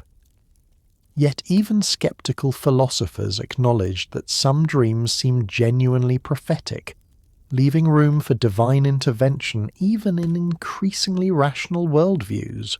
The Oneiroi represent this tension. They're supernatural beings, children of gods, operating in mythological space. But they're also doing something that feels almost mechanical, processing, sorting, delivering. They're the mythological equivalent of postal workers, and there's something charmingly mundane about that, even in the context of divine dream weaving. The Greeks understood that even cosmic functions require workers to actually perform them, that mystery and routine coexist. You notice that some Oneiroi seem to be returning through the gates from the mortal world, presumably having delivered their dreams. They look different somehow, dimmer perhaps, or tired if dream spirits can be tired. Maybe delivering dreams costs them something, requires energy that must be restored before they can venture out again. Or maybe they absorb something from the sleepers they visit, carrying traces of mortal consciousness back to the divine realm, creating a perpetual exchange between sleeping humans and the dream world. One particular Oneiros catches your attention because it seems to be struggling with something, wrestling with a dream that doesn't want to be delivered. You get the impression of a nightmare so intense, so loaded with raw fear, that even a dream spirit hesitates to inflict it on a sleeper. But eventually duty wins. The Oneiros passes through the ivory gate, false dreams, remember, and disappears. Somewhere in the mortal world someone will wake gasping from a terrible vision, and they'll probably convince themselves it meant something, will spend days trying to interpret its symbolism, never knowing it was just fear given form, sent through the gate of deceptive dreams to dissipate harmlessly rather than being acknowledged as truth. Maybe that's mercy. Maybe the ivory gate exists not to deceive but to protect, to ensure that the most disturbing dreams can be dismissed as meaningless. The horn gate demands that you take dreams seriously, but the ivory gate gives permission to forget, to wave away the night's visions as just a dream. Both gates serve purposes. Both are necessary. You leave the busy traffic of the Oneiroi and their gates behind, travelling now to a place that feels more grounded, more connected to the physical world of ancient Greece. You find yourself standing in a temple courtyard as dawn breaks, the sky turning from black to deep blue to the soft pink of early morning. This isn't the mythological underworld anymore, or the abstract realm of dream spirits. This is an actual place that existed in the ancient world, a healing temple dedicated to Asclepius, the god of medicine, where sick people came to be cured through the power of sleep and dreams. Asclepius is an interesting figure in Greek mythology because he straddles the boundary between divine and mortal more than most gods. He was the son of Apollo and a mortal woman named Coronis, raised by the centaur Chiron who taught him medicine. Asclepius became so skilled at healing that he could even raise the dead, which made Zeus nervous. If humans stopped dying, the entire cosmic order would collapse. So Zeus struck Asclepius down with a thunderbolt. But Apollo, grieving for his son, convinced Zeus to place Asclepius among the stars and allow him to be worshipped as a god of healing. It's one of those stories that explains how a mortal became divine, which happened occasionally in Greek mythology but was never treated casually. What makes Asclepius relevant to our sleepy journey through mythology is how his healing worked. Sick people would come to an Asclepieion, a temple complex dedicated to Asclepius, and perform elaborate purification rituals. They'd bathe, make offerings, pray, and then sleep in a special chamber called the Abaton, or Enkoimeterion.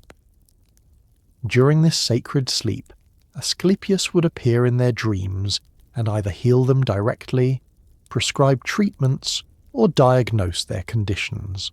When they woke, priests would help interpret the dreams and implement whatever medical care the god had prescribed.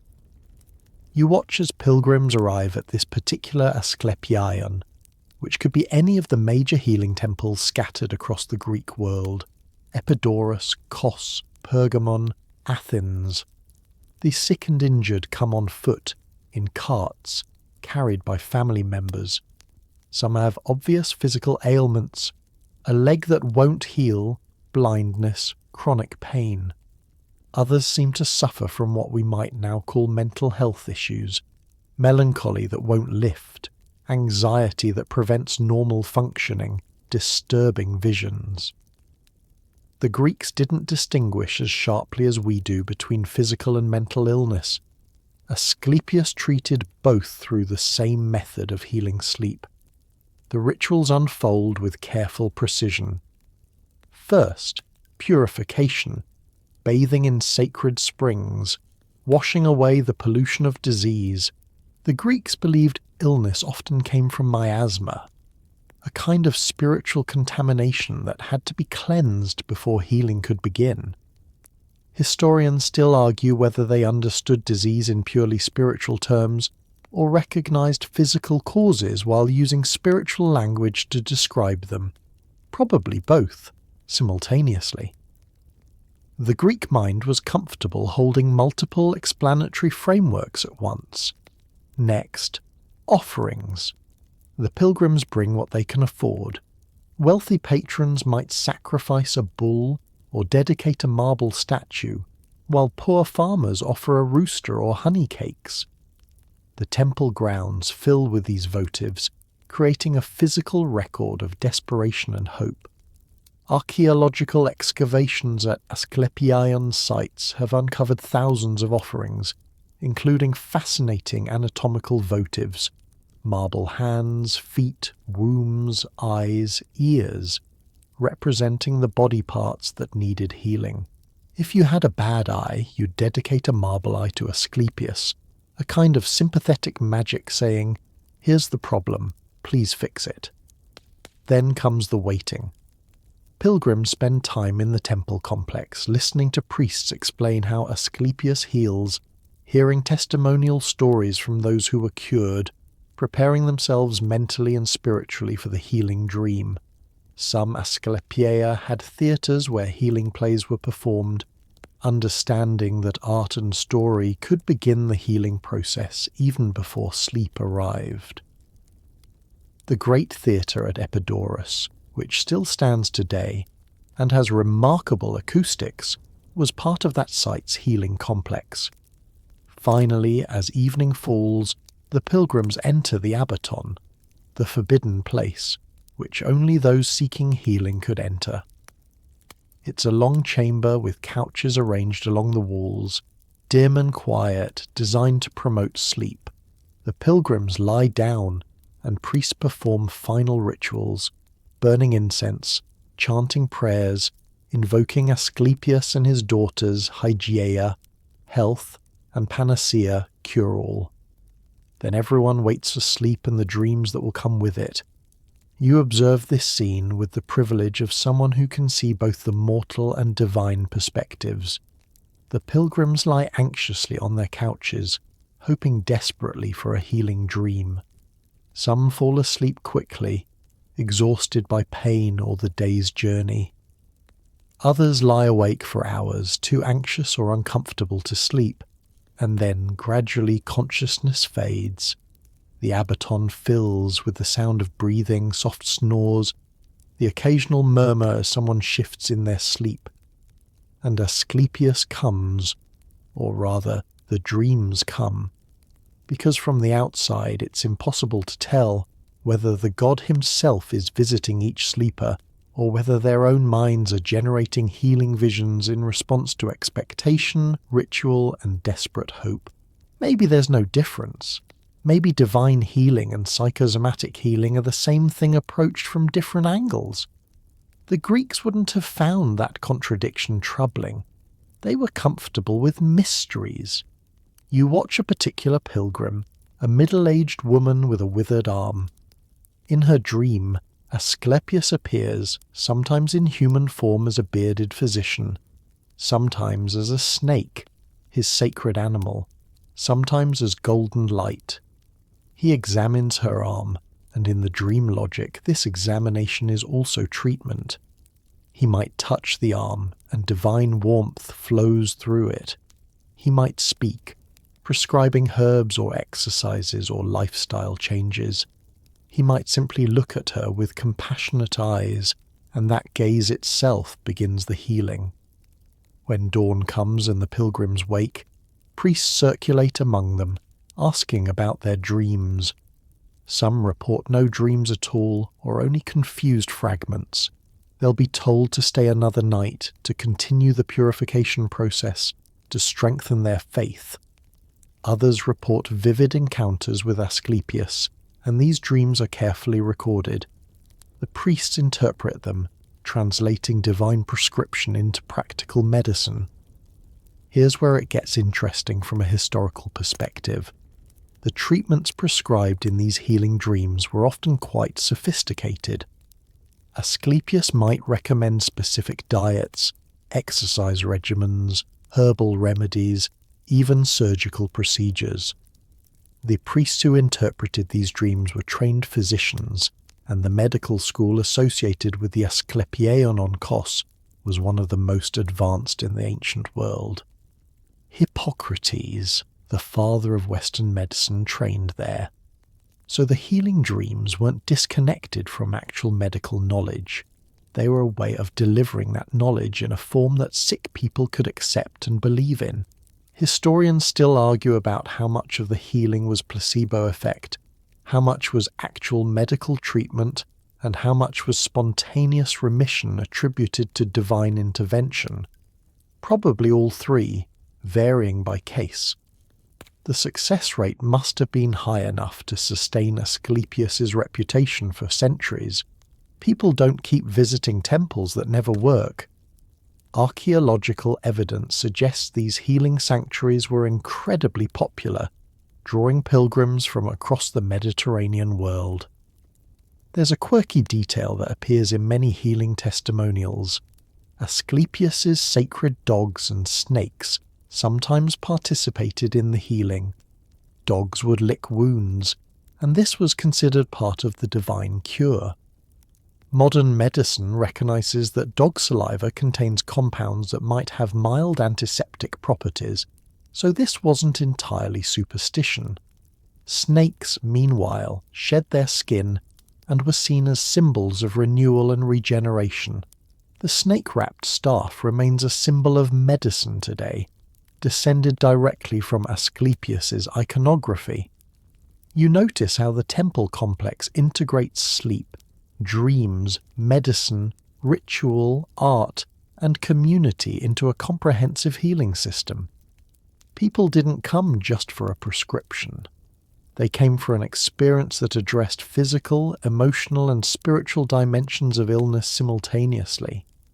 The healing sleep wasn't just about the dream itself, but about everything surrounding it. The purification that made you feel clean, the offerings that gave you agency, the testimonials that created hope, the communal experience of other sufferers that reduced isolation. Modern sleep medicine is rediscovering some of what the Greeks knew intuitively. Sleep affects immune function, pain perception, emotional regulation, memory consolidation, and countless other health factors. The Asclepiae, in their way, created optimal conditions for healing sleep. Quiet, comfortable, safe spaces, rituals that reduced anxiety, expectations that activated placebo effects, and follow-up care that implemented practical interventions. It's remarkably sophisticated for a system that predates modern science by millennia. You leave the healing temple as the sun climbs higher, watching pilgrims emerge from the Abaton with expressions ranging from ecstatic hope to crushing disappointment.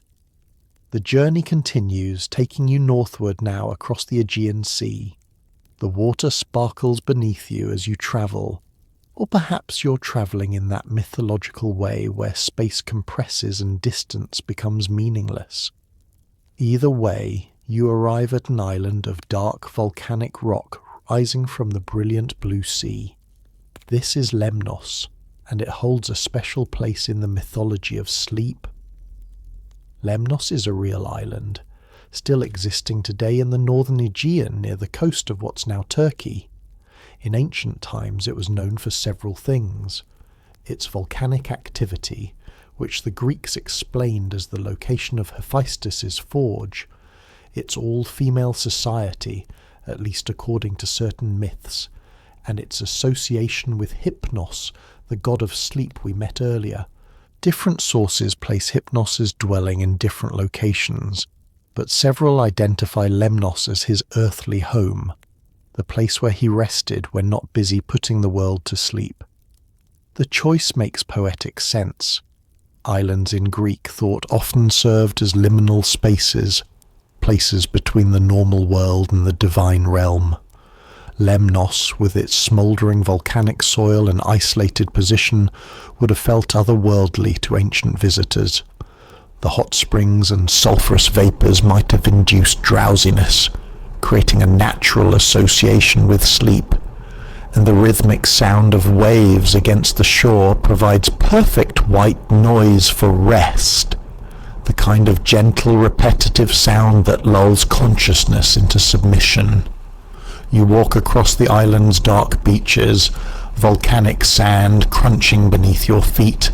The landscape is dramatic.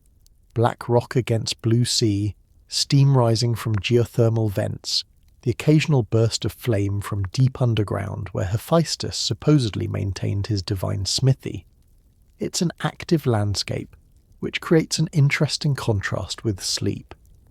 You'd expect the god of sleep to inhabit somewhere still and quiet, but instead he chose, or was placed in, a location of constant geological activity. Perhaps there's wisdom in that paradox. Sleep isn't really stillness, it's a different kind of activity. The brain remains remarkably busy during sleep, processing memories, solving problems, generating dreams.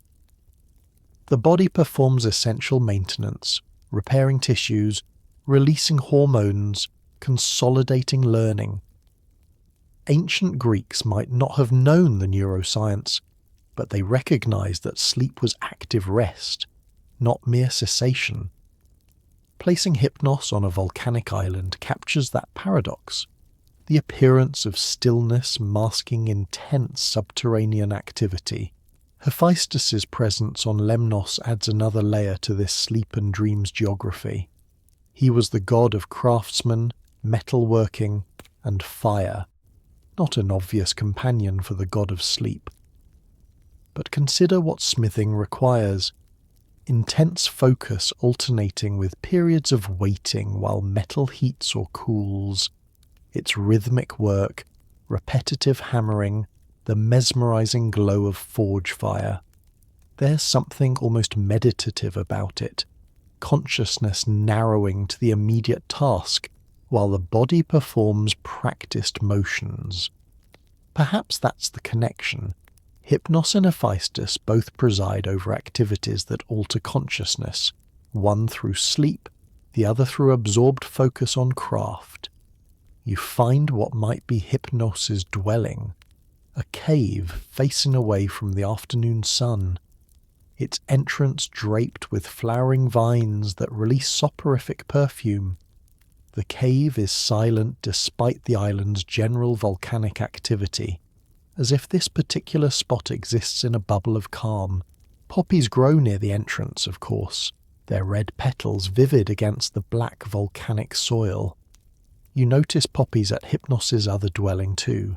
They follow him wherever he goes, botanical markers of his presence. Historians note that Lemnos had an unusual religious calendar featuring festivals to Hephaestus, and mysterious rites performed only by women.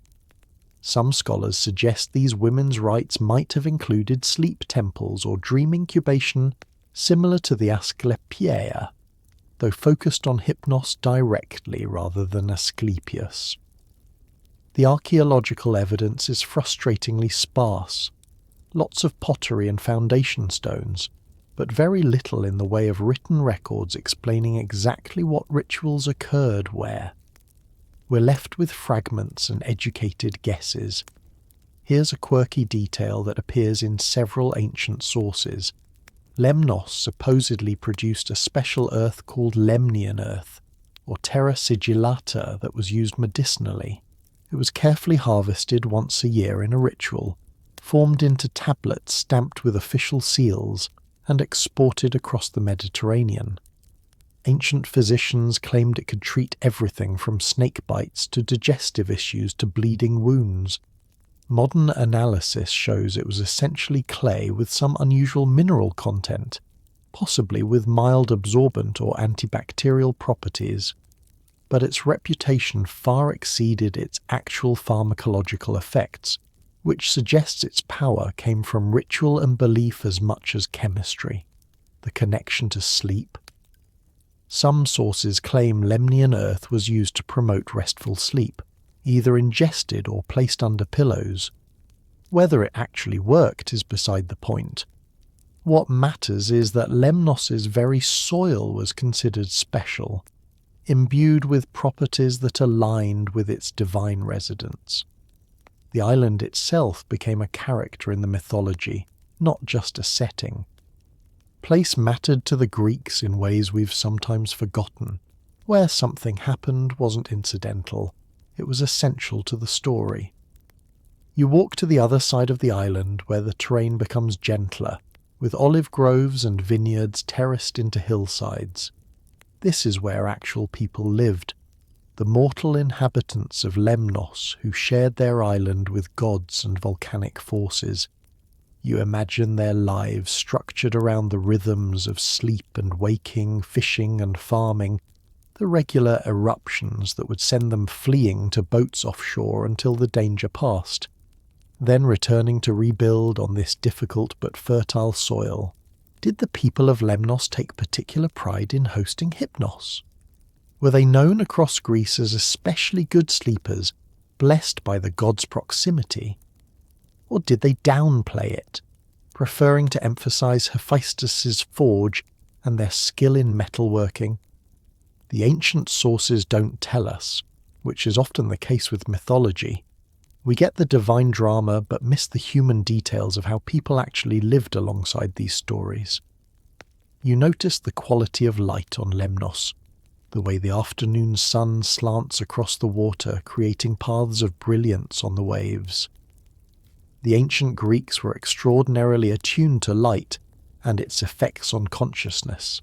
They structured their days around the sun, understood the enervating quality of afternoon heat, recognized how evening twilight made the world feel different. Lemnos, positioned where it could catch both sunrise over the eastern sea and sunset over the western waters, experienced dramatic daily light transitions. Perhaps that made it feel especially connected to the transitions between waking and sleeping, consciousness and unconsciousness. Modern sleep research tells us that light exposure patterns dramatically affect circadian rhythms and sleep quality. The ancient Greeks wouldn't have used those terms, but they observed the same phenomena. Living on an island with clear views of horizons, with minimal artificial light after dark, the people of Lemnos would have been exquisitely synchronized to natural light-dark cycles. Their sleep was probably better than ours, more aligned with biological needs, less disrupted by technology and artificial schedules. There's something peaceful about Lemnos despite its volcanic nature, or perhaps because of it. The island reminds you that sleep and waking, stillness and activity, peace and power exist together rather than in opposition. Hypnos chose well when he made this his home, a place of contrasts and transitions, where the earth itself demonstrates that what appears dormant might be intensely alive beneath the surface. You linger on a hillside as afternoon deepens toward evening, watching the sun sink toward the western sea. The temperature drops slightly, the breeze picks up, carrying the scent of salt and wild herbs. Somewhere on this island, Hypnos rests or works or simply exists in whatever way gods exist. The island continues its geological dreaming, fire moving slowly through stone, heat seeking release, energy contained and occasionally expressed. It's a good metaphor for sleep itself, that quiet exterior concealing such complex activity, that necessary rhythm of retention and release, of building pressure and finding relief. You leave Lemnos as evening settles over the Aegean, and you sense a shift in the atmosphere around you. The air grows colder, heavier, tinged with something that isn't quite fear but close to it, a kind of solemn awareness that you're approaching something final. You've met sleep, and now it's time to meet his twin brother. You're travelling to the dwelling place of Thanatos, the god of death, and despite the Greeks' general comfort with mortality, even they approach this figure with cautious respect. Thanatos lives in the same cave as Hypnos, which makes perfect sense when you think about it. Sleep and death are the most similar states humans experience. Both involve lying still, both take you away from the waking world, both render you temporarily unaware of your surroundings. The Greeks understood this similarity intimately. They called sleep death's brother, and death eternal sleep, recognizing the family resemblance while maintaining the crucial distinction between temporary and permanent unconsciousness. You approach the cave with more trepidation than when you visited Hypnos earlier. The entrance looks the same.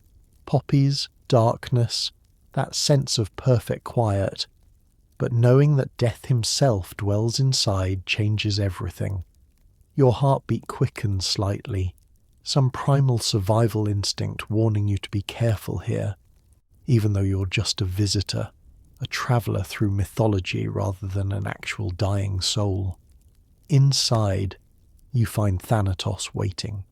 He appears almost identical to Hypnos, young, pale, beautiful in that otherworldly way gods are beautiful. But where Hypnos seemed gentle and soft, Thanatos has sharper edges. His eyes are darker, more focused. His black wings, both brothers have wings, necessary for their nightly flights across the world, look stronger, more purposeful. When he moves, it's with finality rather than drowsiness. Every gesture seems decisive, complete, admitting no revision or second chance. But here's what surprises you. Thanatos isn't cruel or frightening. He's not the skeletal figure with a scythe that later medieval imagery would create. He's gentle, actually, almost as gentle as his brother. The ancient Greeks generally depicted Thanatos as calm and even beautiful, sometimes as a young man with a sword to cut the thread of life. sometimes simply as a winged spirit who arrived to escort souls to the underworld. Death wasn't evil in Greek thought, it was just inevitable, a natural process that even gods respected and couldn't truly prevent.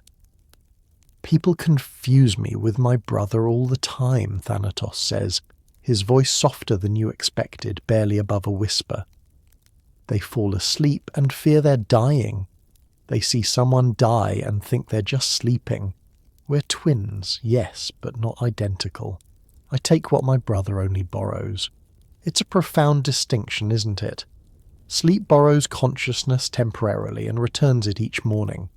Death takes consciousness permanently, never giving it back, or at least not in the same form, depending on whether you believe in the afterlife or reincarnation that some Greeks embraced. The boundary between the twins marks the boundary between reversible and irreversible, temporary and permanent, lending and taking. Historians note that the Greeks had multiple death gods, which might seem redundant but actually reflects sophisticated thinking about mortality. Thanatos was specifically the personification of death itself, the moment of dying. But there was also Hades, who ruled the underworld where the dead resided. The Carias were death spirits who haunted battlefields, eager for bloodshed. The Moirai, the Fates, determined when each person would die by cutting their thread of life. Each deity handled a different aspect of mortality, the act of dying, the realm of the dead, violent death, predetermined death. Thanatos was just one part of this complex system. You watch as Thanatos prepares for his nightly journey. He and Hypnos apparently divide the world between them, with Hypnos putting people to sleep and Thanatos collecting those whose time has ended. It's remarkably organised, very Greek in its systematic approach to cosmic functions. Even death operates on a schedule, following procedures, maintaining order. The Greeks couldn't imagine even fundamental forces like mortality operating chaotically. There had to be structure, divine administrators ensuring everything worked smoothly. There's a famous story about Thanatos being captured, and it's one of those myths that reveals Greek anxiety about death despite their philosophical acceptance of it. Sisyphus, the clever king of Corinth, somehow managed to chain Thanatos when the god came to take him. With death imprisoned, no one could die. People suffered terrible wounds and lingered in agony. Old age became endless torment. War continued but produced no casualties, just endless suffering. The world became horrifying precisely because death stopped functioning. Eventually, Ares, the war god, freed Thanatos because battle without death is just pointless brutality. And Thanatos, once freed, made sure to collect Sisyphus eventually, condemning him to that famous eternal punishment of rolling a boulder uphill. The story suggests that the Greeks understood death as necessary, even merciful. Without it, suffering would never end, change would never happen, meaning would drain from life. If nothing ever ended, nothing would matter. Thanatos isn't the villain of existence. He's the editor who knows when a story is complete, the musician who understands when a song should end. His function gives shape to life, creates urgency, makes choices meaningful because they're not infinitely revisable. Do people fear you? You ask Thanatos, and he considers the question seriously. Some do, certainly. But fear is usually about the unknown, and I'm not unknown. Everyone knows I'm coming eventually. I think what they really fear is pain, or incompleteness, or losing people they love. They fear dying badly more than death itself. I just do my job. I arrive when the time is right, and I'm as gentle as I can be. There's something touching about that. This god of death concerned with being gentle, with minimizing suffering rather than causing it. the Greeks distinguish between different types of death. Thanatos was natural death, peaceful death, death from old age or illness, violent death, murder, death in battle. Those fell under different spirits' jurisdictions. Thanatos represented the good death, the death you might actually hope for if you lived long enough. Gentle, inevitable, a natural conclusion rather than a tragic interruption. Here's a quirky detail from ancient art. Thanatos was sometimes depicted carrying a butterfly, or with a butterfly nearby.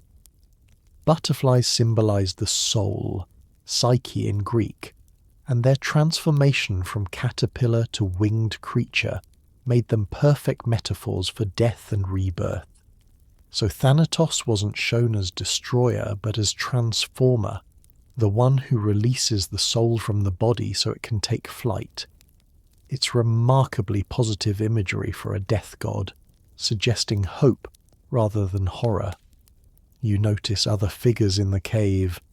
The Caries, those death spirits we mentioned, are here too sometimes, though they seem more aggressive than Thanatos, hungrier. They're depicted in ancient art as dark female figures with gnashing teeth and bloodied clothing, eager to drink the blood of the dying and drag souls to the underworld. They represent violent, unwelcome death, the kind you don't see coming or can't prepare for. Thanatos keeps them at a distance, maintaining his own territory. Not all deaths are the same, and he handles the peaceful ones, leaving violence to these more chaotic spirits. Thanatos prepares to leave, spreading his black wings, and you realize he's about to fly out into the world to collect tonight's dead.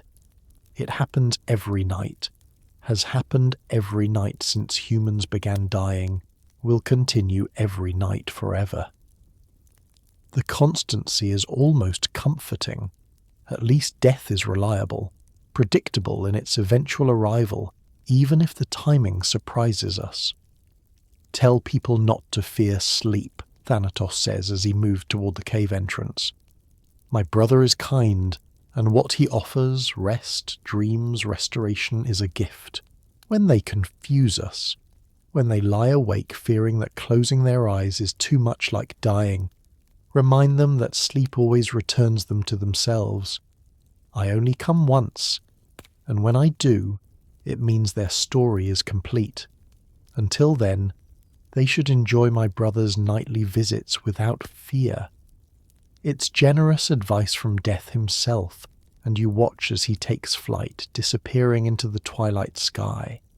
The cave feels emptier without him, though Hypnos remains, drifting in and out of visibility, preparing to put half the world to sleep while his twin collects those who won't wake again. You emerge from the cave of the twin gods, feeling contemplative about the proximity of sleep and death, and you realize there's one more sleepy myth we haven't fully explored yet.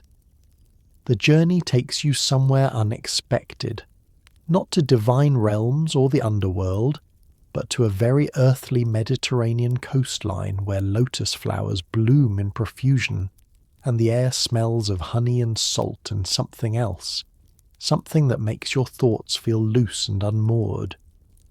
You've arrived at the land of the Lotus Eaters, one of the strangest episodes in Greek mythology's most famous story.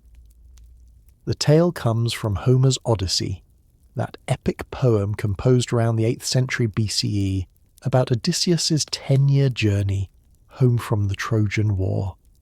After leaving Troy, Odysseus and his crew encounter a storm that blows them off course to the land of the Lotus Eaters, the Lotophagi in Greek.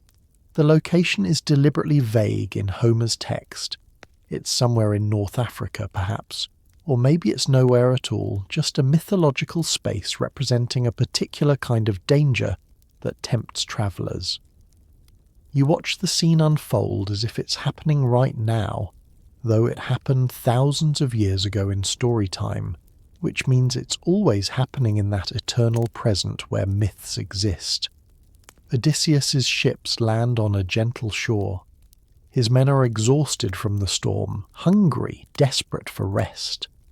The locals, the lotus eaters themselves, appear friendly, welcoming, offering food to the strangers, and the food they offer is lotus fruit, a plant that grows abundantly here, sweet as honey, requiring no cultivation or effort to harvest. The crew members who eat the lotus undergo an immediate transformation. Their weariness vanishes, replaced by profound contentment. They stop worrying about the ships, about getting home, about everything they've left behind in Ithaca. All they want is to stay here, eating lotus, drifting in pleasant haze forever. When Odysseus realizes what's happening and orders them back to the ships, they weep and resist. He has to drag them back by force and tie them to the rowing benches to prevent them from escaping back to the lotus fields. It's a strange kind of danger, isn't it? The lotus eaters aren't hostile or violent. They don't capture or threaten the Greeks. They simply offer something irresistible, the ability to forget all troubles, all ambitions, all the exhausting effort of being a conscious, striving human being. It's oblivion, a seduction rather than punishment. Rest so profound it erases the desire to do anything except rest more. Historians still argue about what the lotus actually was. Some suggest it was the opium poppy, which we've already seen associated with hypnos and sleep. Others propose the jujube fruit, which grows in North Africa and has mild sedative properties. Still others think it might have been a type of water lily whose roots were used to make intoxicating beverages. The botanical identity matters less than the symbolic function. The lotus represents forgetting, letting go, surrendering ambition and memory in favour of peaceful oblivion. The Greek word lotos could refer to several different plants, which adds to the confusion. There was the Egyptian blue lotus, used in religious ceremonies and depicted in tomb paintings. There was the Mediterranean storax plant. There was even a type of clover. What they shared was association with altered consciousness, with moving outside normal awareness into something dreamier, hazier, less focused. The lotus is psychoactive forgetting made botanical. You notice the lotus eaters themselves and they seem remarkably content. They're not suffering or struggling. They simply exist in perpetual leisure, eating lotus, basking in the sun, sleeping when tired, waking to eat more lotus. It's paradise, sort of, if paradise means absence of pain rather than presence of joy. They've solved all problems by eliminating desire itself.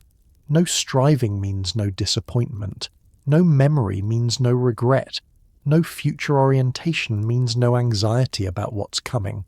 But Homer treats this as clearly dangerous, something Odysseus must escape. Why? Because the Greeks valued achievement, nostos, homecoming, kleos, glory, the active shaping of one's destiny. A life without striving wasn't peace. It was a kind of death, the death of personhood even while the body continued. The lotus eaters had traded their humanity for comfort, and Greek culture considered that an unacceptable bargain no matter how attractive the immediate experience might be. There's something deeply relevant about this myth in modern context. We have our own lotus flowers now, streaming services that autoplay the next episode before you can decide to stop. Social media feeds that scroll infinitely. Substances legal and illegal that promise to smooth away rough edges and make everything feel manageable. The temptation to check out, to stop striving, to let consciousness soften into pleasant haze. That's as powerful now as it was for Odysseus's crew 3,000 years ago. The myth suggests that rest and forgetting exist on a spectrum. At one end you have healthy rest, the sleep that Hypnos provides, the relaxation that Pasithea offers, the necessary pauses that let you recover strength and continue your journey. At the other end you have the lotus, rest so profound it becomes permanent, forgetting so complete it erases the self. The trick is knowing where on that spectrum you are, recognizing when rest becomes escape, when forgetting becomes erasure. You watch as more sailors arrive at the lotus shore and the same scene plays out repeatedly. Welcome, offered fruit, transformation, resistance to leaving. It's almost mechanical, this process of seduction. The lotus eaters don't need to persuade or trick anyone. The fruit does all the work. One taste, and you're caught, not by force, but by the elimination of any desire to resist. Here's a quirky detail from ancient interpretations. Some later Greek and Roman commentators suggested that the lotus eaters represented people who lived completely in the moment, philosophers of a sort who had transcended normal human concerns. This reading made the episode more complex. Maybe Odysseus was wrong to drag his men away, wrong to value homecoming over present contentment. Maybe the lotus eaters had discovered a valid alternative to the Greek heroic ideal of struggle and achievement. But Homer doesn't support that reading. His Odysseus is clear. Forgetting home, family, identity is wrong even if it feels good. The purpose of rest is to enable you to continue your journey, not to replace the journey entirely. Sleep each night so you can wake and act each morning. Rest so you can strive again. The moment rest becomes permanent, it's no longer rest. It's surrender, abandonment, a kind of living death. Historians note that many ancient Greek myths warn against exactly this kind of pleasant entrapment. Circe turns men into pigs who seem content in their new forms. The sirens sing so beautifully that sailors crash their ships trying to reach them. Calypso offers Odysseus immortality and eternal comfort if he'll just stop trying to get home. Greek heroes repeatedly face temptations that offer ease, pleasure, forgetting, and they must resist, must choose the difficult path of continued consciousness and effort. The Lotus myth specifically addresses sleep and rest because it shows the shadow side of those necessary functions. Sleep can become oversleeping, depression, withdrawal. Rest can become stagnation. Forgetting painful memories is healthy until you forget everything, including who you are and what you value. The Greeks understood that even good things become dangerous in excess, that wisdom lies in maintaining balance rather than embracing any single state completely. You pick up a lotus flower from the shore. Why not? You're already in mythological space where consequences work differently. It's beautiful, delicate petals in shades of blue and white, and it smells sweet, intoxicating. For a moment, you understand the temptation. Wouldn't it be easier to simply stop, to let go of goals and worries and the exhausting business of being conscious, aware, responsible? Just eat the lotus, drift away, stop trying so hard, but you set it down again. You're still in the middle of this journey through sleep mythology, and there are more places to visit, more stories to explore. The lotus will always be here, offering its easy escape. The lotus eaters will always welcome new arrivals, but like Odysseus, you choose to remember, to continue, to value consciousness even with its burdens. The lotus represents the permanent vacation from selfhood, and while it looks appealing from a distance, up close it feels too much like death wearing pleasure's mask.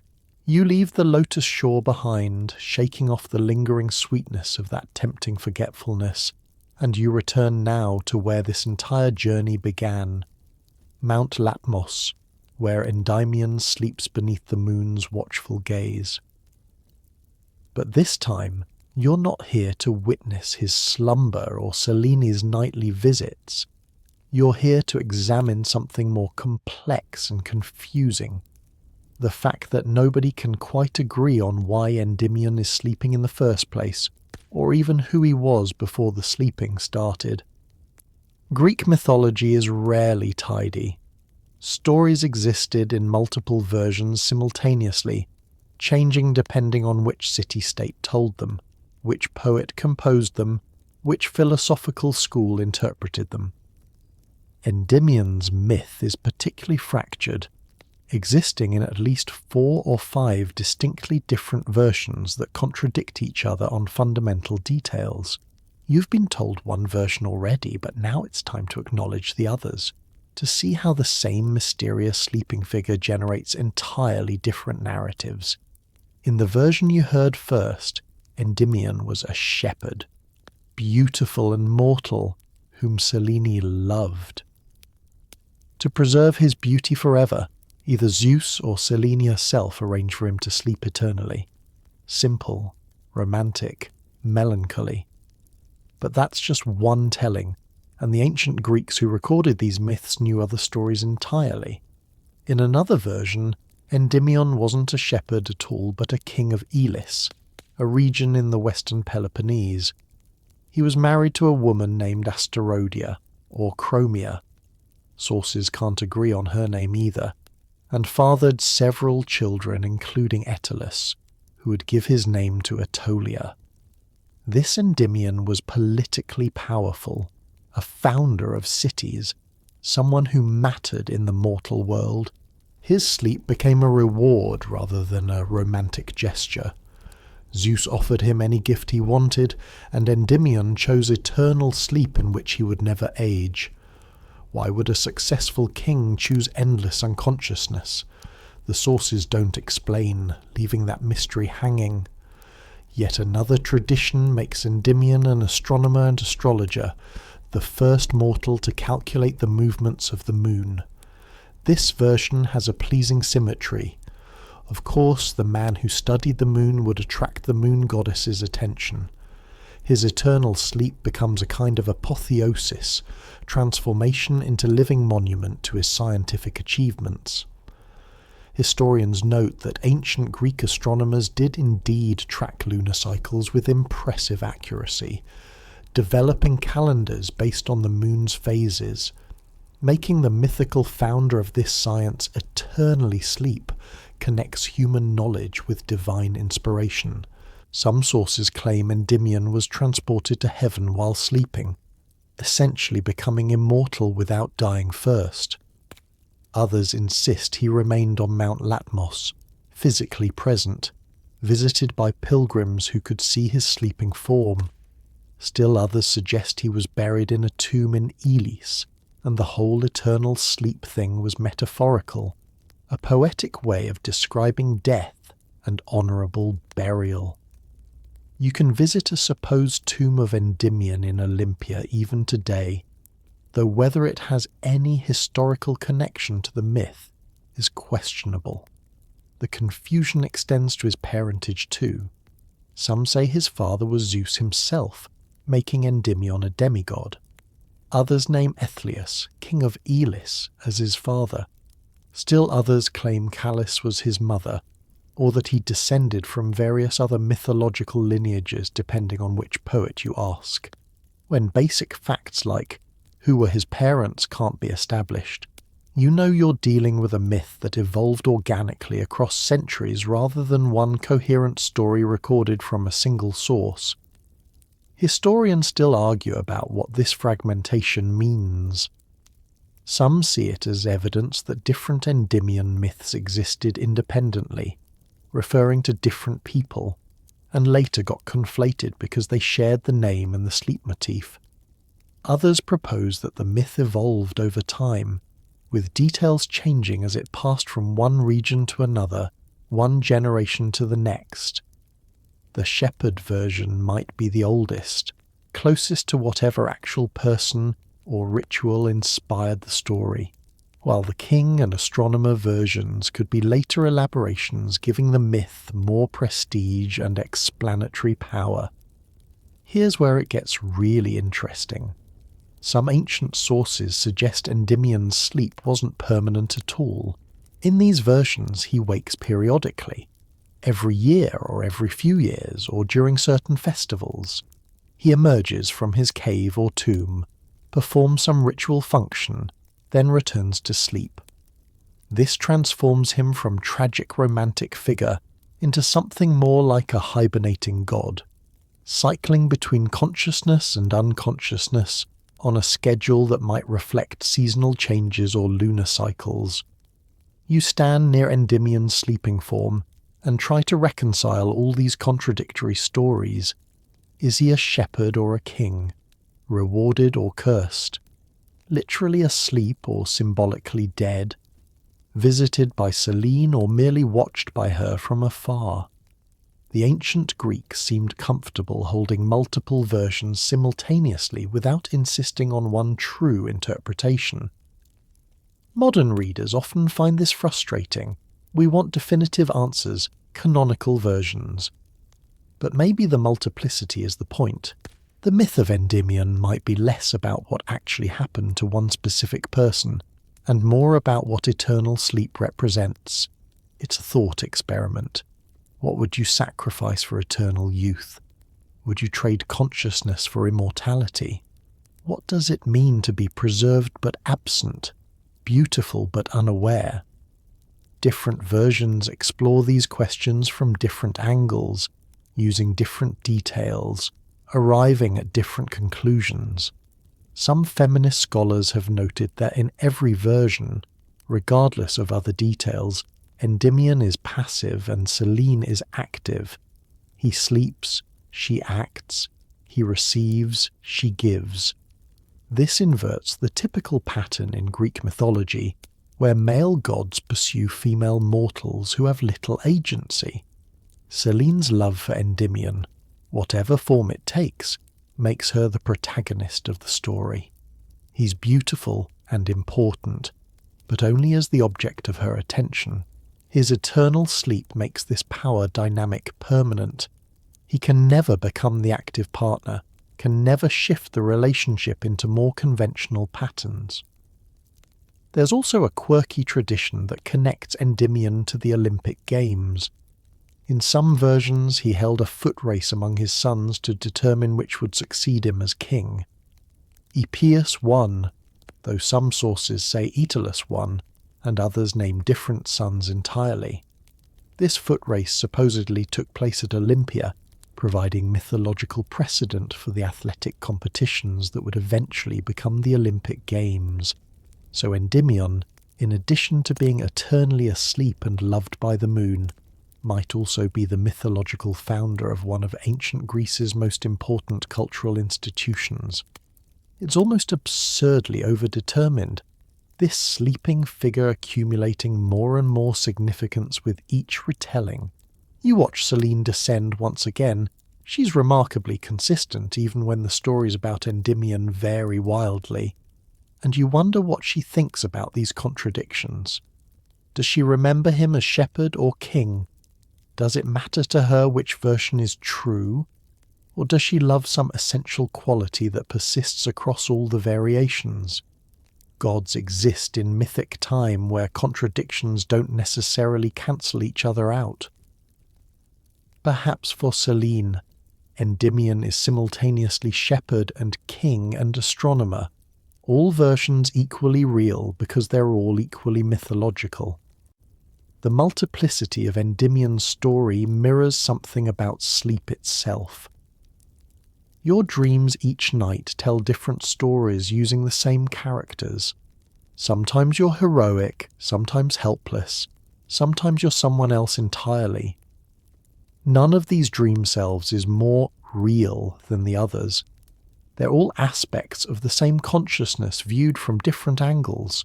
Maybe Endymion's various origin stories work the same way, each one revealing a different facet of what eternal sleep might mean, what giving up consciousness might cost or offer.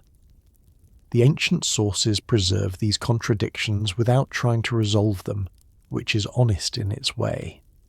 The past is fragmentary, memory is uncertain, and myths were never meant to be historical records anyway.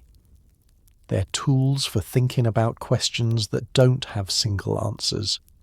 What is sleep? Why do we age?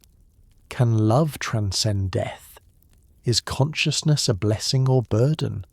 What would you trade for immortality?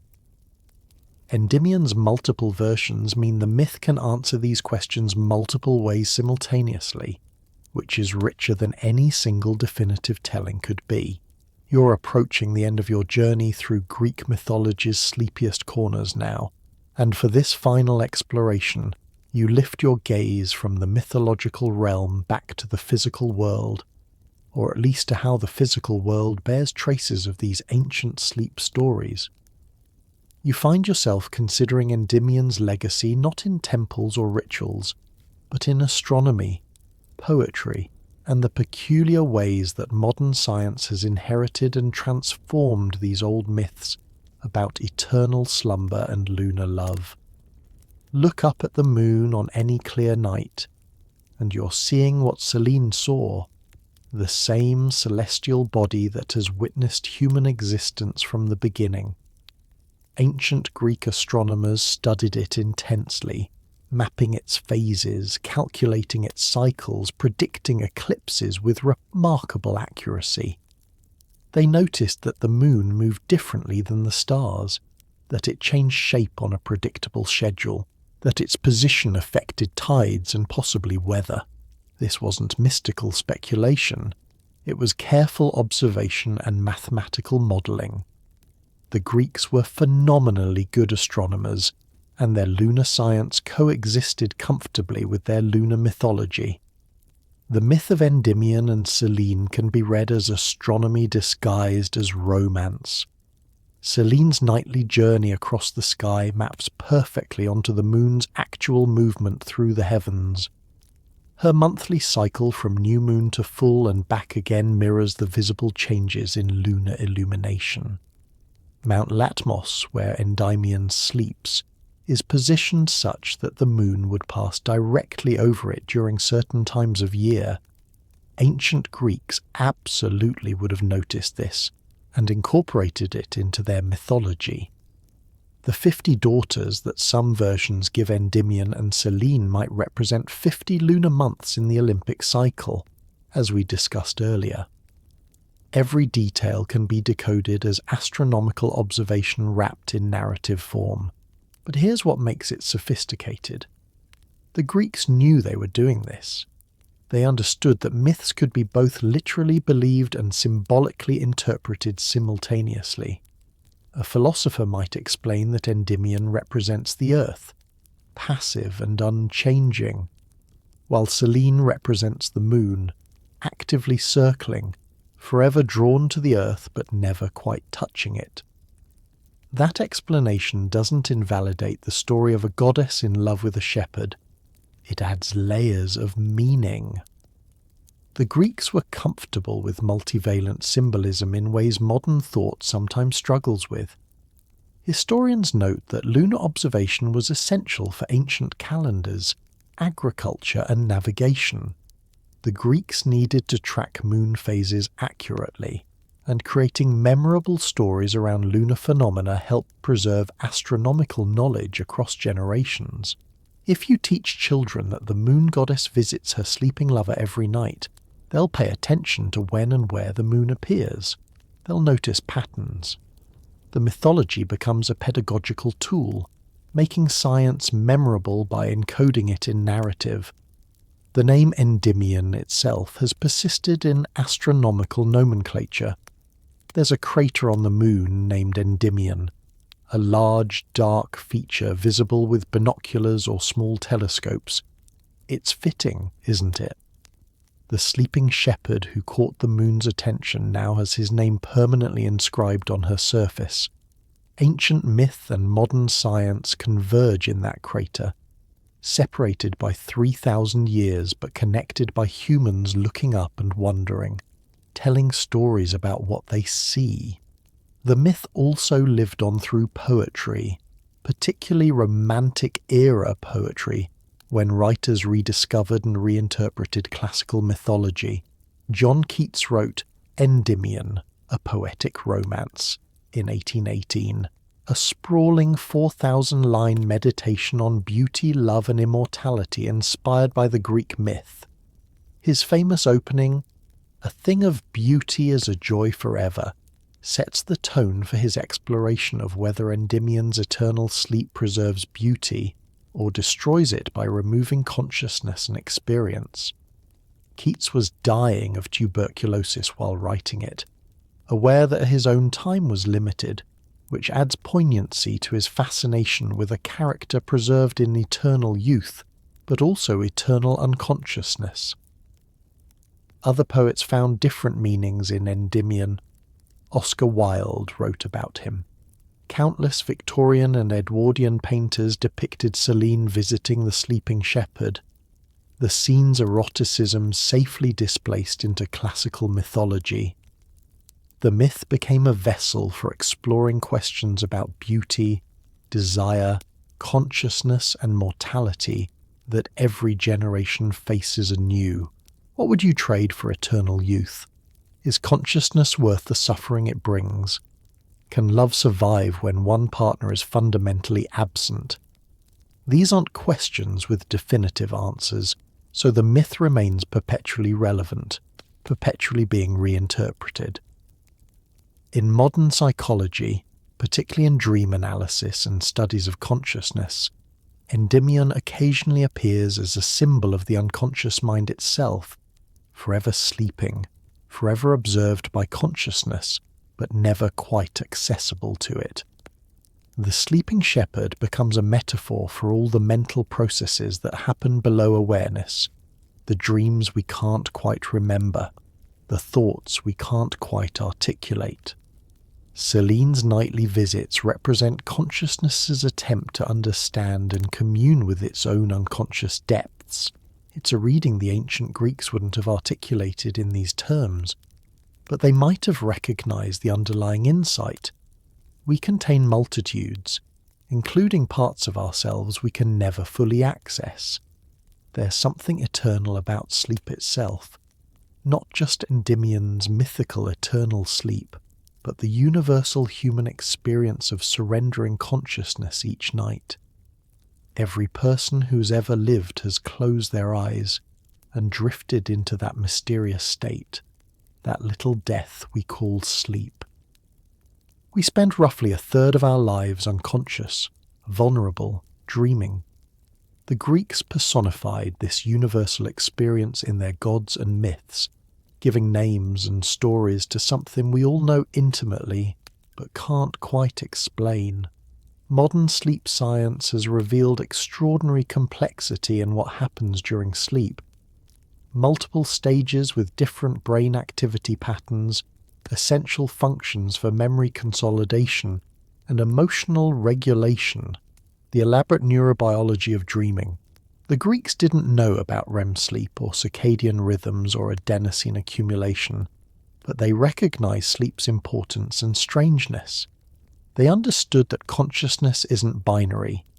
You're not simply awake or asleep, but move through gradations and thresholds. They knew that sleep involves an element of trust, a daily surrender of control that requires feeling safe enough to be vulnerable. They recognized that dreams carry meanings even if those meanings are obscure. All of this was encoded in their mythology. Hypnos and his sons, Morpheus and the Oneiroi, Thanatos the gentle brother, Nyx the ancient mother, Pasithea the embodiment of rest. These weren't just fanciful stories. They were ways of thinking about consciousness, mortality, the mysterious transitions between states of being. The myths provided vocabulary for discussing experiences that are fundamentally difficult to articulate because they happen when you're not fully conscious to observe them. And Endymion, eternal sleeper, stands at the center of this mythological landscape as its most extreme example. He represents the ultimate extension of sleep, not just nightly rest but permanent suspension, consciousness put on hold forever. Every version of his myth, whether he's shepherd or king or astronomer, explores what happens when the temporary becomes permanent, when rest becomes stasis. when preservation requires sacrifice. It's a question worth asking even if, especially if, there's no single correct answer. You stand on Mount Latmos one final time, watching the moon rise over the Aegean. Endymion sleeps on, unchanged from when you first arrived, unchanged for thousands of years in story time. Selene will descend tonight as she always does, will gaze upon him with whatever mixture of love and longing and loss she feels after all this time. The myths endure because they touch something fundamental about human experience, our relationship with sleep and dreams, with consciousness and its absence, with time and mortality and the beauty that exists precisely because it's temporary. The ancient Greeks knew something profound, that sleep is mysterious and essential, that dreams matter even when we can't fully understand them, that the boundary between waking and sleeping, consciousness and unconsciousness, life and death, is thinner and stranger than we usually acknowledge. Their mythology explored these themes with sophistication and poetry, creating stories that continue to resonate because the questions they ask are eternal, even if their answers are multiple and contradictory. Modern science has given us new language for understanding sleep, but hasn't eliminated the mystery or the wonder. We still close our eyes each night and travel to places we can't quite remember, encounter versions of ourselves we don't fully recognize, experience time and space and logic working differently than in waking life. We still wake with the feeling that something important happened, even if we can't articulate what. We still need rest, still benefit from dreams, still surrender daily to unconsciousness with a trust that feels almost mystical.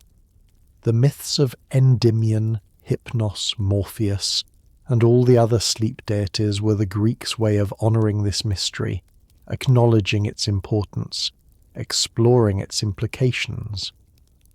They remind us that sleep is sacred, that rest is necessary, that dreams deserve attention, that consciousness is both precious and exhausting.